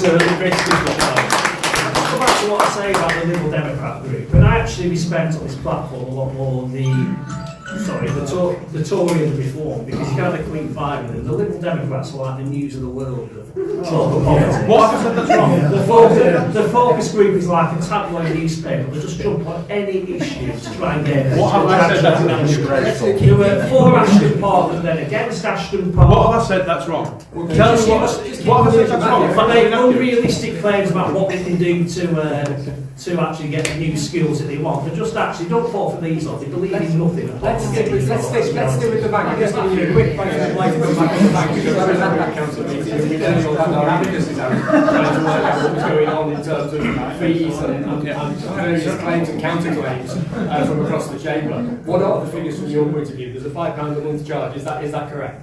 Well, the £5 a month charge will be looked at. They've already gone to the regulator saying it will be £5. Let me finish. If you get a current account these days, what you find, you've got an interest rate of 0.01%. This new bank will actually be owned by yourselves. So we need banking that's actually owned by the people, that you own and control, and you can decide your own decisions about. We don't have that now. We have wealth extraction, we have very wealthy people doing very well out of your money. That's the reality of it. There's also local businesses. 60% of local businesses in the northwest, if they want £2,000 or £3,000, the large banks don't give it to them. If you're someone who's from a minority background, with a minority business, someone from the African Caribbean community, the Asian community, are 3 times more likely to be refused by the mainstream banking system. We've got a real systemic issue, and what we're trying to do is have the courage to say it isn't working and create a new system that's actually owned by yourselves. And this is why we're supporting this new bank, because it's going to be brilliant. We're going to have new branches, 60 across the region. We've got to lend to local businesses, lend to charities, because charities have difficulty accessing finance, and making sure that there's not the profiteering that we get with the current banking system.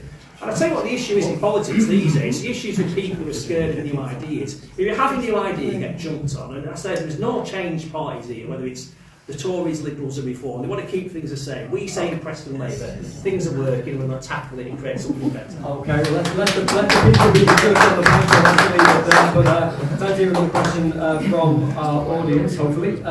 Stephen Wallbank. Yes. That's me. Yes. Familiar voice already. Yeah.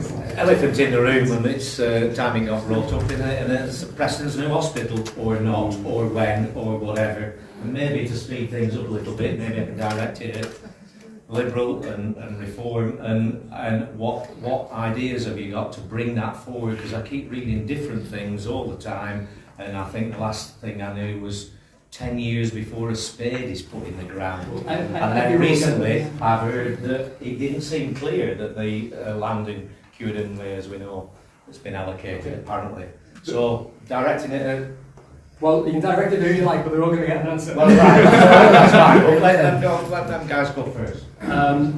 So, what are we going to do to bring it forward? On the new hospital, the government's current time frame is for a build start date of between 2037 and 2039. So you're looking at the early to mid 2040s before it will be open. And the current preferred site, although no final decisions have been taken, is in the Farrington area of South Wirral, which is around 8 miles away from where the current Royal Preston is. Taking all that as the backdrop, Avery. Hello, I didn't go first, I'm sorry. It's all right. There you go first. There we are. I think I, as an individual, I'm in favour of having a hospital here in Preston. I'm sure a lot of my Green colleagues are the same. I cannot absolutely guarantee they're all on the same line here, because this isn't something we've got as a policy set in stone. We are a new party. But we're absolutely in favour of having a hospital here in Preston, but also for community healthcare. So community healthcare across our city, not just a hospital. Let's keep it nice and simple. Harry. Yeah, I'll keep it simple. Yeah, I'm all in favour of it. I was somewhat taken aback when they've all decided to build it down in Farrington. You know, I was all in favour of them doing it in Preston itself. I don't think that matters, does it, too much? I mean, you could argue there's a lot of people out that area, and that who have to travel to swings and roundabouts. It is. But in terms of bringing it forward and what you're going to do to bring it forward, I mean, the only people who can do that for the NHS itself, the decision makers there, and also the current government. It's reliant upon them to speak to the relevant people to say, well, why is it going to be 10 to 15 years, and why, can't it be brought forward? Exactly, and that's just a spade in the ground, and that's how it is. It's going to take 5 to 10 years to. I mean, basically, you've got to lean on the decision makers, and I mean, I think it's a minefield probably finding out who actually is going to make the final decision and why they're not going to start earlier. But that will be on. Is it anything concern to you that it's so far off this new hospital? I think it's of great concern. You look with interest because the problem you've got with the current Preston, it's got all sorts of problems. You say, whoop-de-doo, they're going to build a new hospital. Then you say, well, it's not going to happen until well over 10 years' time. I mean, you imagine how long it's going to take to build it once they actually start. An increasing ageing population, we'll need more of that as well. And Stephen, you equally concerned? Yeah, I am concerned about this because I'm at the end of life where you might need a hospital. But I mean, it is important for the whole of the community, not just people of my age. There's lots of younger people who have serious issues as well, and we'd like to see the hospital brought forward as soon as possible. I know there was, going back years, there was a new hospital built in Barrow, and people said, oh, it's not being built in the town centre, and they couldn't figure out that actually the people are coming from further away from the town centre. So where it goes is it's different things. As long as it's easily accessible on a good motorway connection, I think we're okay. Which the current site, I think, potentially is. Potentially, So this is obviously from we want the hospital staying within the city limits, if we're being completely parochial about it, but this doesn't all just affect Preston. You go, of the 40 new hospitals, Lancaster was another one that was up for grabs, and it was a disgrace at the time that Boris Johnson promised these things and then delayed it, because it went from 40 new hospitals to a new wing to a lick of paint very quickly. And then it was right at the start of the new Labour government, they decided to push this back even further. And slight bias in, my dad was an NHS exec for a very long time, involved in commissioning hospitals. All hospitals do have a lifespan. And the problem is, as hospitals get older, outcomes get worse. And so the thing about Preston Royal as it currently is, which is a hodgepodge of all sorts of different buildings, and you compare it to newer hospitals, say in Blackburn, where they have a relatively new one, outcomes get worse as the hospital gets older. It becomes less efficient, which means it might take 10 minutes as opposed to 5 minutes to get a patient where it needs, and they might make the difference to whether people live or die. So we have to be sensible in terms of the fact that I'm not sure there's a long-term future for the Sharrow Green site, but again, it goes back to what Harry says. This is billions upon billions of pounds. The decision will be taken by NHS England, but what we've got to advocate for is getting the balance right to the new hospital having better outcomes, but also being accessible. We've talked a lot about disabilities and buses and everything else, and the cost of a hospital that is slightly further away, making sure that that isn't a detriment to people getting help. And if Sharrow Green site is going to go, then actually making sure some sort of community health centre is there, so that part of Fulwood does not lose all its medical facilities in the area. So again, that's probably nuanced, but I think that's probably a realistic answer to what you're going to say, because it's incredibly complex, but ultimately Sharrow Green's getting older and people are suffering, so actually we need a sensible and appropriate way forward. Matthew, you're concerned about the location. Concerned about the location, Matthew, but you're concerned about the time frame? Both. It's a very good question, thank you very much. We're very clear, and I'm on the same page as Sir Mark Hendrick MP, as it, Preston MP as this. We're not always on the same page, but on this we definitely are. We are certain that we want to have a hospital presence continuing in the Preston local authority area.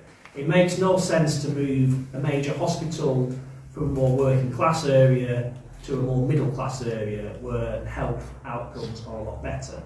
So it's our position that we want to keep a hospital presence within Preston. We favour the refurbishment of the current Royal Preston Hospital, because you can do a very good refurbishment within the budget, and obviously we'd like that to happen as soon as possible, but I think government are actually moving away from that a lot more, trying to put more health services on the high street, and additionally we're very keen to have a new health hub, which we're progressing towards, and we're in conversations with the NHS as well, and move a lot of services to the less deprived areas where health inequalities are a lot worse, because the reality is in this city, if you're less well off, you're likely to get to 71 to 72, and if you're in a more prosperous part of Preston, you can live to 86. And that is one of the biggest human rights abuses that we face in this country, that just because of poverty and inequality, the life chances are restricted that much. And obviously it makes no sense in that dynamic to shift the hospital away from Preston into a more prosperous Shall I be a area. pain in the again? Just before I don't know why you put the the sticking plaster on the hospital. Why not make Roper's Hospital a massive A&E? Because they're very good at what they do. It's a 90-hour wait for a bed, very uncomfortable chairs. My friend at Estonia has to sit with her for hours, where she gets worse and worse and worse because there's not even a place she put her head down other than the floor. So I think not in the control of these people. I think it will never fix the NHS until you fix social care and mental health. So lots of pressure goes onto hospitals which actually shouldn't be there, and we've seen the problem with social care, which is a council issue. Okay, it's Lancashire County Council, but it will still be a unitary council. Part of the problem is so many hospital beds, so much hospital resources are being used for people that should and could be being helped at home. And we will never fix this problem until you get the full life cycle of mental health. Really quickly back to my question. We've got to move on from this. I'm sorry. I'm still unclear about when and how. We've done clear. I'm afraid that's the answer you've been given. I'm afraid that's as far as it's going to go with that one, because we've got to move on and open over to the floor in a second. But just let me ask a very quick fire one from somebody who submitted a question on social media. Literally 20 or 30 seconds each of you on this, because this might be the kind of sentiment amongst the more sceptical end of society. Where is all our tax money going? Because it isn't being spent on Preston. Asked Linda Bottomley. Harry. Well, thank you. Well, I wasn't blaming you personally. Well, when you get your council tax bill, it endeavours to explain to you that of the council tax you pay, you know, where it's all going to. I mean, so my answer, I can't give you the actual percentages of who takes what, but in principle, to answer the lady's question, it goes to the Lancashire County Council, it goes to the Fire Authority, the Police Authority, and poor old Preston City Council get the sort of bit that's left over, which is in 16%. Is it John? 16%. Preston City Council gets 16%. So they're the quick answer to it. Stephen, have you got an equally quick answer to that? Just go through that again, because I've got a bit. Yes, sorry, where is all our council tax payers' money going? Because it isn't being spent on Preston, is the allegation. It's been, where has it been spent? It's been spent all over. But a lot of the money that comes into Preston, it comes from government sources, etc. as well. And then there's a lot of vanity projects that the Labour group like to spend the money on. So the bank's one of them. There's various other things as well. So I think we need to get back to basics. What exactly do you want the council to do? That's the question. Well, that's for the government to do, not the council. And the other thing is this government reorganisation, which might help in this instance, is if the reorganisation is a good idea, but how Labour are going to do it, I don't think is a good idea. But at least we should know, everybody should know, what exactly do you expect your council to do? Because I get questions about things that are really to do with Lancashire County Council, not to do with Preston City Council. And we need to actually put down on paper exactly what the councils need to do. John, let me broaden this out just slightly, just for fear of getting the same answer about where council tax money goes. I'm all fine with you. But would you say, from the Lib Dems point of view, you might disagree with Labour on some spending decisions? But financially, have they managed this council well? They're now in surplus and they'll be handing it over to a new authority. So the reason why Preston City Council is in a little bit of surplus now is because they're getting vast amounts of money from the new houses in North West Preston, but then those new houses aren't getting the services they do. So, but the reason, so 70% of your council tax goes to Lancashire County Council, of which the vast majority goes on adult social care. And this is why it's such. And another really poor decision early on in the Labour government was to kick the social care reforms down the road, because it is an awkward topic, but they are choosing to ignore it. And councils, there is no council in this country that will survive social care and the costs it does. All of them will go bust unless we get a handle on it. But you think of highways, and everything else you do, it's on the public record, so you can go down and see almost to the 500th pound what your council spends its money on. But so there's no big conspiracy here. We might argue about bits and pieces, but the vast majority of all money spent in Lancashire and in Preston goes on adult social care, and that's why it's such an important issue to fix, and until we do, local services are going to struggle. Matthew, can you defend the bit that you are spending in Preston? Very much so. I mean, there's huge austerity before. I mean, look at the state of the roads. Are they getting any better? No, they're not. That's their responsibility. That's their responsibility. As I mentioned before. But a few things the Labour Council have done in the last year. We've opened that Animate Cinema. We've reopened the Harris Museum and Art Gallery. We've had Nick Park turn up. We're going to open the tram bridge. Do come along, 22nd of May. Some of this is government funding, I should point out. Yeah, to a degree, but it's also local funding as well. And then obviously we've put money and land into the new youth zone, which will be open soon. And then if the lady is over 66, I'm not sure who she is, she can go swimming for free. These are choices we've made. So that's what you get for your council tax. We're investing tens of millions in our local parks and play areas as well on top of that, as well as many other things. Avery, do you think it could be spent any better than it is? I think there's definitely improvements we can make, and that's why the Green Party is pushing for more social housing. I know there's already a lot being built, and I do appreciate that, but also more public spaces. As a general rule with what people, what I imagine the question's getting to, is the massive council tax rises that keep coming.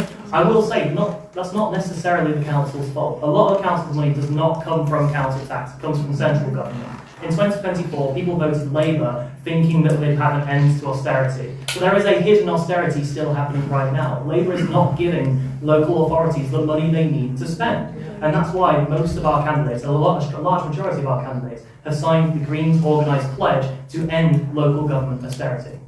Time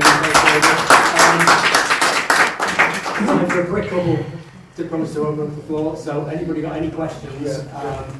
Gentleman there at the back. My question is to it's regarding the council tax. Sorry? It's regarding the council tax. Council tax, yeah. Before the LCC election, you offered you're going to cut or freeze the council tax. But you won the election, but it's gone up 3.8%. Stephen isn't it to speak for LCC, but Stephen, what's reformed pledge on the Preston City Council? Are you saying you'll cut council tax or freeze it? As a Preston City Councillor, there was no need to raise council tax this year because there's a fair amount of money in the pot to be able to not raise council tax. So my pledge would be not to raise council tax but this you year. raised before, you said before LCC election you are not going to raise, but you raised 3.8%. You're talking about county council. You betrayed the public. Why? Why should we? No, why should we trust you again? Are you talking about county council? The gentleman's saying the county council. Yeah, county council. The county council. Just so everybody that's watching understands, there was a pre-election pledge in some reform council leaflet saying they would freeze the council tax at Lancashire County Council. You're not on Lancashire County Council. You're not here to speak for them. No, I'm not here to speak for them. But what would you say to that? Well, I would say that I think the caveat was that if you can afford it,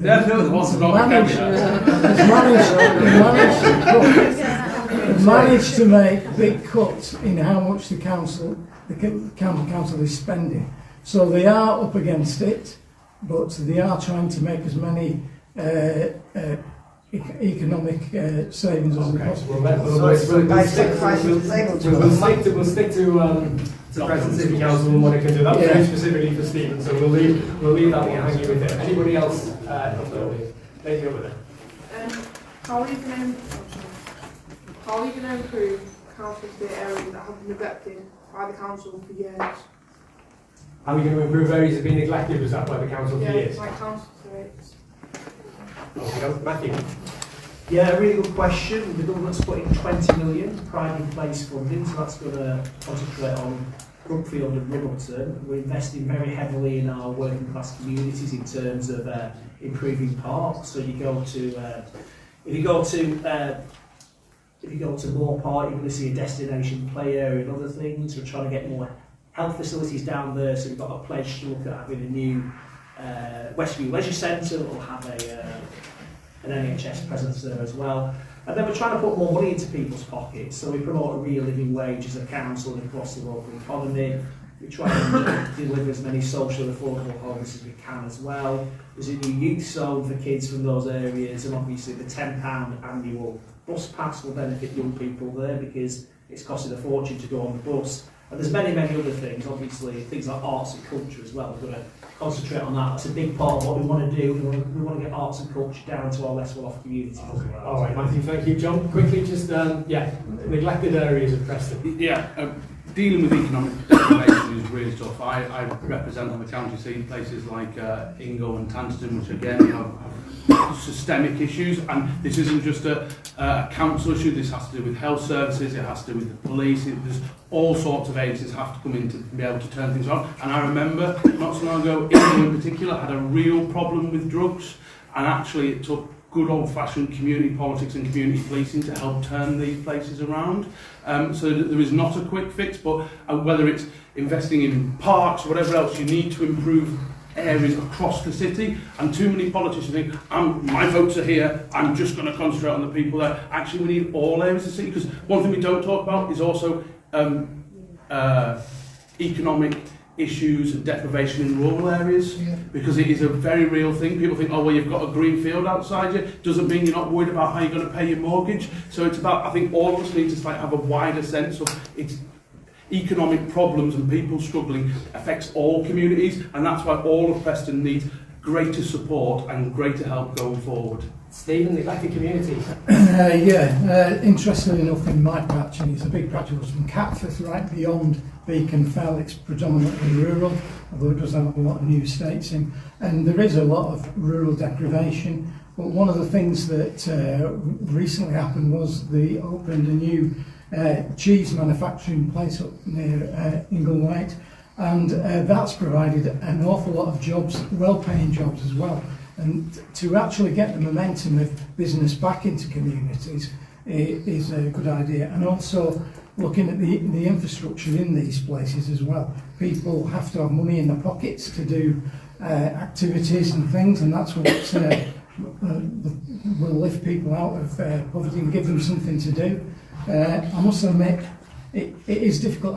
I do some, my wife and I are foster carers, we do short-term fostering, so we do have experience of young children and teenagers who at a loose end, and they usually like to sit and surf on the laptop, so I try and discourage them from doing that. But we need to get youth workers into the outer areas, not just in the town centre. We've got the Labour group have put together this youth centre in Preston. You need to spread that out. We need some outreach workers to go into various communities and promote those sorts of things. Stephen, thank you very much for that. Harry, same question to you. Yeah, the neglected areas, and there are in Preston, and the point is, as Matthew raised, there is government money available to make investment in these communities. I remember years ago, I was involved in the environment overview scrutiny. I'm talking ancient history now, nearly 20 years ago, and we did a special project where we went around certain areas of Preston looking as to what we could do, and I was actually shocked, how bad things have got and how neglected a lot of these communities are. And the hardest thing is raising money to be able to put into projects to improve these areas and make them where people are happy to live and more comfortable to live there. But yeah, I represent a rural area, Preston Rural East. But you might go to our area and everybody says, well, it's lovely, it's got lovely green fields and nice villages like Goosner and Grimsby and what have you. But people are suffering, not as much, but people still suffer in those areas. And it's got, what we do in neglected areas, it's got to be for everybody. But I think the hardest thing as always is paying for it. I'd love to have a magic wand for certain areas, just say, well, we'll go in there, we'll give you so many £1 million and you will improve the area, but you've got to raise money to be able to do it through government funding. No, thanks for that. Avery, finally to you. All throughout today I've been talking about investing in green spaces and community spaces. That isn't just for city centre, that should be for the whole of our city. Let's bring back the community hub, let's bring back the public park, let's bring back a community garden, let's bring back things that make people proud of where they live in. Because these social spaces, these spaces where people can work collectively towards something, isn't just about socialising, it's also about, it's a public health approach. It's about making sure our mental health is better, our physical well-being is better, and that we're all healthier as a society, mentally and physically. Yeah. Thank you.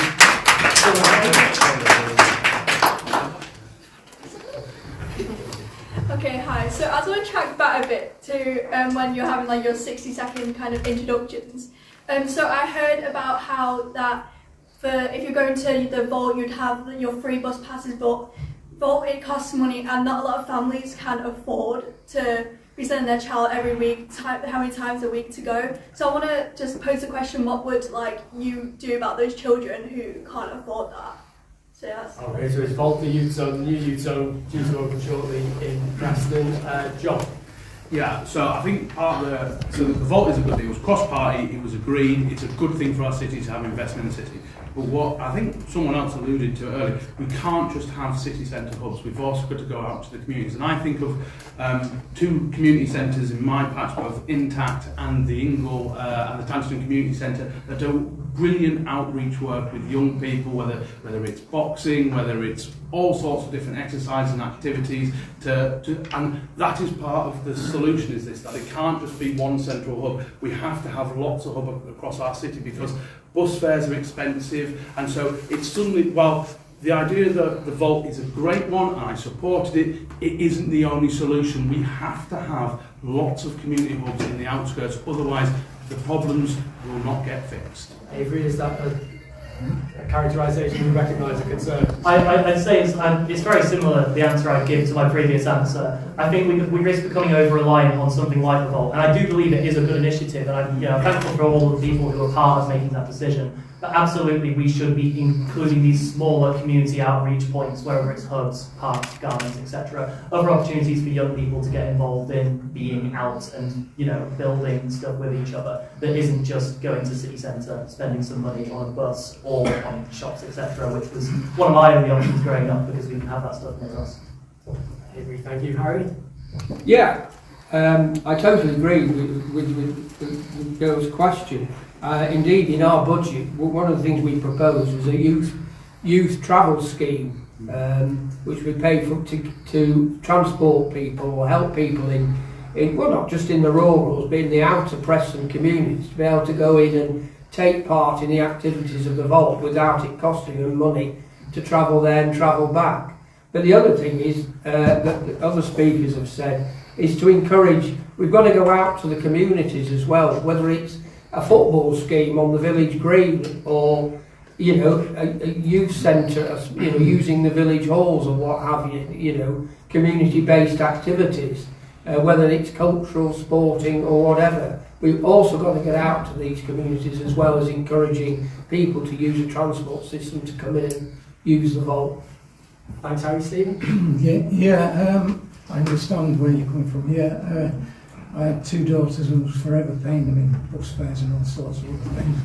But we do need to get out into the communities, because one of the things that parents are not very happy about is actually letting the kids go into the city. Is it a safe place for them to go? Is it a safe place for them to be with a couple of friends or by themselves? And I think we need to get the various activities from the vault, etc., moved into the communities outside of the city centre. So it's not just about you travelling in, it's also an issue about safety, parents' confidence, all of this, and maybe pushing it out into the wider Preston area. Matthew, have you got any plans to address the concern in the Preston area? It's excellent, because obviously I've been heavily involved in the vault, as has the rest of my administration. We've made it very clear to Tim who runs it that if kids cannot afford to get in, they should be let in. And indeed we will put our money where our mouth is to ensure that.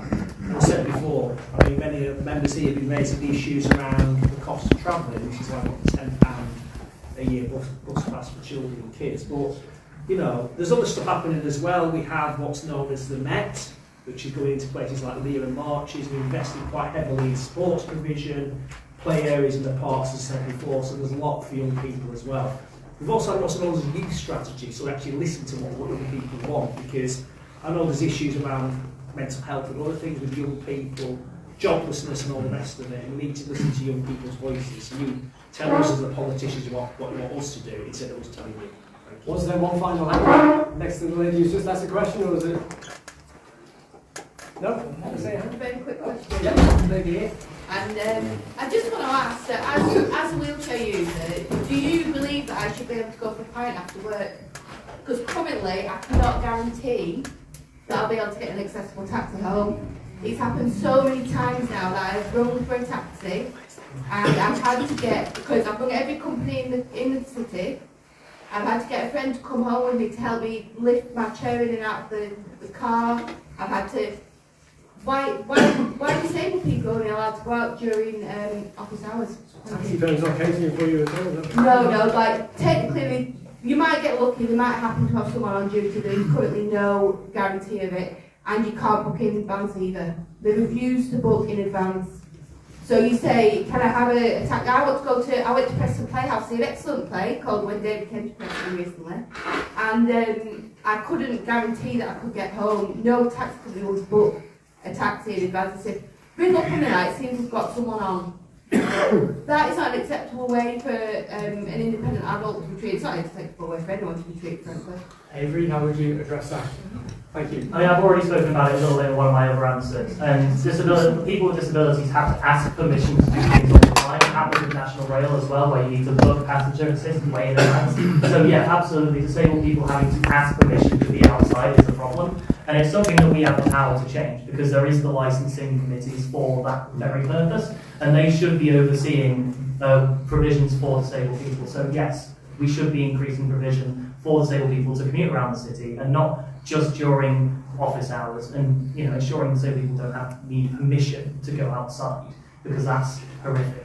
Matthew, is there anything that you could do as a ruling? I just want to say I want to look into that individual case, because there is a It's every time I go out. There is a public sector equality duty, and we'll look into that, because obviously there's potential discrimination that you're mentioning, and we'll try and deal with that going I forward. challenge you, ring the taxi company when this meeting ends and say, hi, I'd love to book a wheelchair accessible taxi because me and my mate want to go out on Saturday night, and I guarantee you they'll say, you can't book with anyone. I'm second that, it's inaccessible. We will look into that, but what I would say as well, we've done things around changing places, toilets, accessibility to our parks, and obviously we fund organisations like disability charities to make sure that disabled people are supported. John, Stephen, how is that? I don't want to go out with support, I want to go out by myself for a pint after work like you do, like anyone else would, any other adult would want to do. I don't want a support worker to support me to get out into the community. I just want to live my life. Yeah, you want to be able to have the independence of that.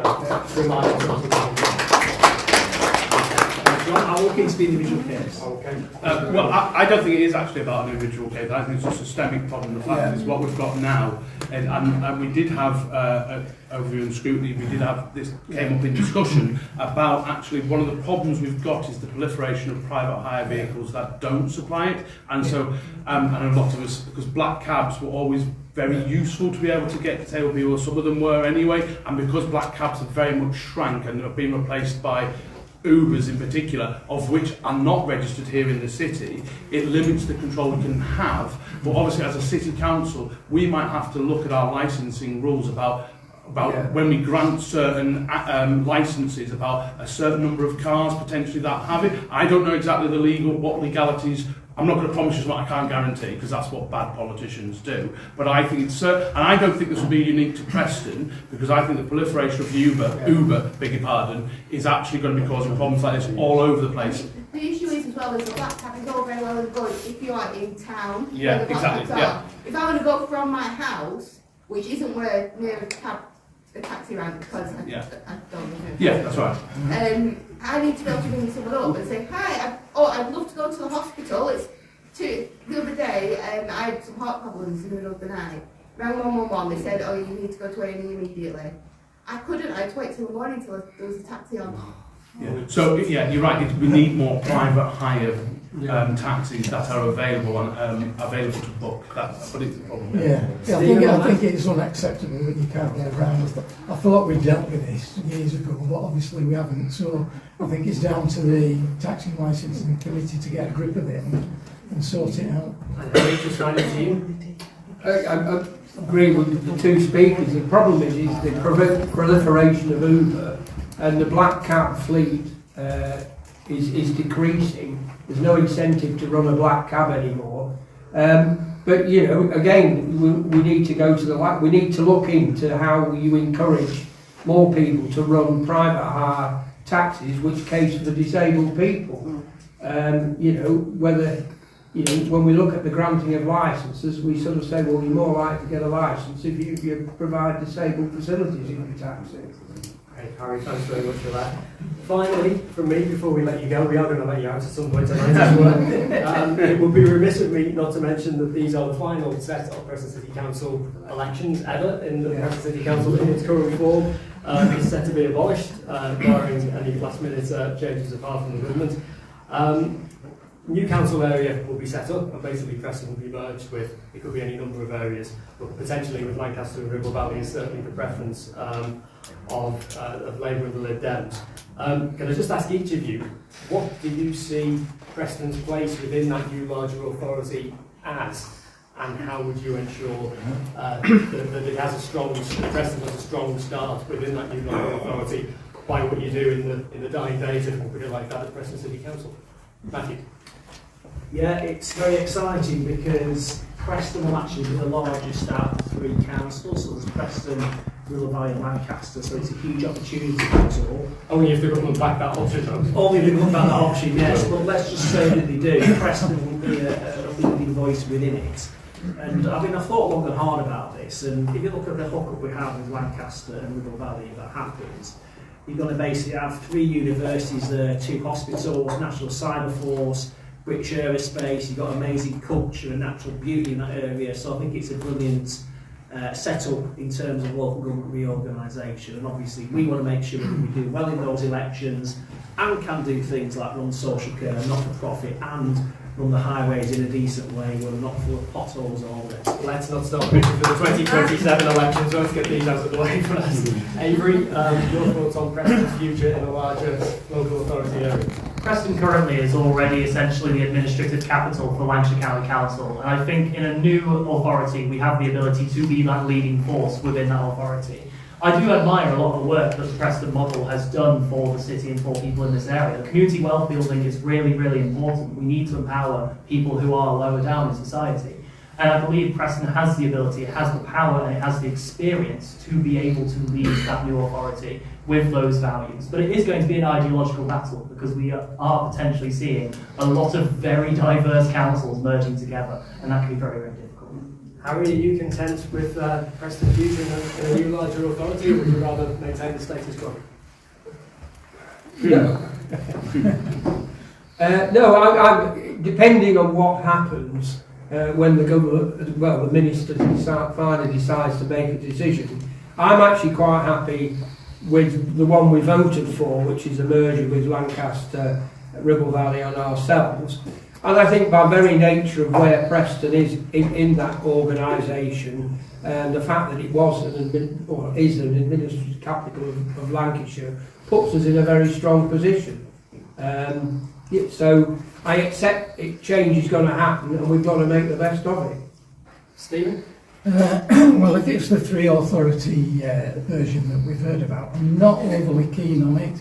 I think the County Council suggested a 2 authority system, which I think would be better. Just to explain to people, that 2 authority system would basically split Lancashire north to south, so you'd have 7 in one area and 8 7. And I think the problem is with the 3 authority version is that you've got the A6 corridor, which will be split between authorities, and it is a very important economic corridor, that. Not to say when the motorway goes down, it becomes a very important transport. And I think that we need to keep that in one authority. So it's a bit disappointing that we can't actually change boundaries in doing this reorganisation. That's what the government has told us so far we go. John, just finally to you. Yeah, first of all, the two authority model that Reform County Council backed is absolutely bonkers, and the idea of actually doing two super councils where, because my big problem with Lancashire County Council, because I sit on Preston City Council and Lancashire County Council, is Lancashire County Council is so inefficient, it's ginormous, and getting anything done out of county is so difficult. And the idea that the solution to that, and Reform did a whole big spiel about how we've got to protect local councils, and then go for a mega council for the whole of North Lancashire is absolutely crazy. I think having the 4 split, which is what we've gone for, because all of this is a little bit unnatural. There's always weird boundaries.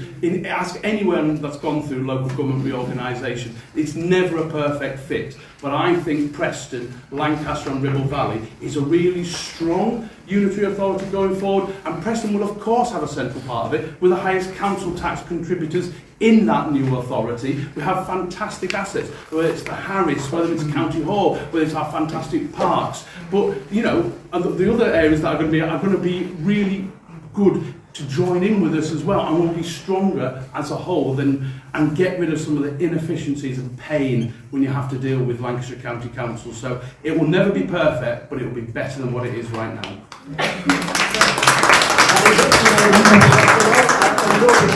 We thank our panel, Matthew Brown, John Potter, Stephen Thompson, Harry Landless and Amy Greatrix as well. Just a reminder, as if you needed it, the polling day is on the 7th of May, and a bit of a public service announcement. If you're voting in person these days, don't forget you need a suitable form of ID, and if you're voting by post, your ballots need to be back at the town hall by Royal Mail or carrier pigeon by 10 o'clock on election night itself. And wherever you're placing your cross, and whether or not these politicians here tonight have managed to change your mind about that in the last couple of hours, don't forget to vote. You've just well and truly blown your Monday evening. Thanks to everyone at home for watching as well. If you still are, this lot couldn't leave you a couple of hours ago. So thank you for your staying power, and seriously to everyone here as well. Thanks a lot for coming out.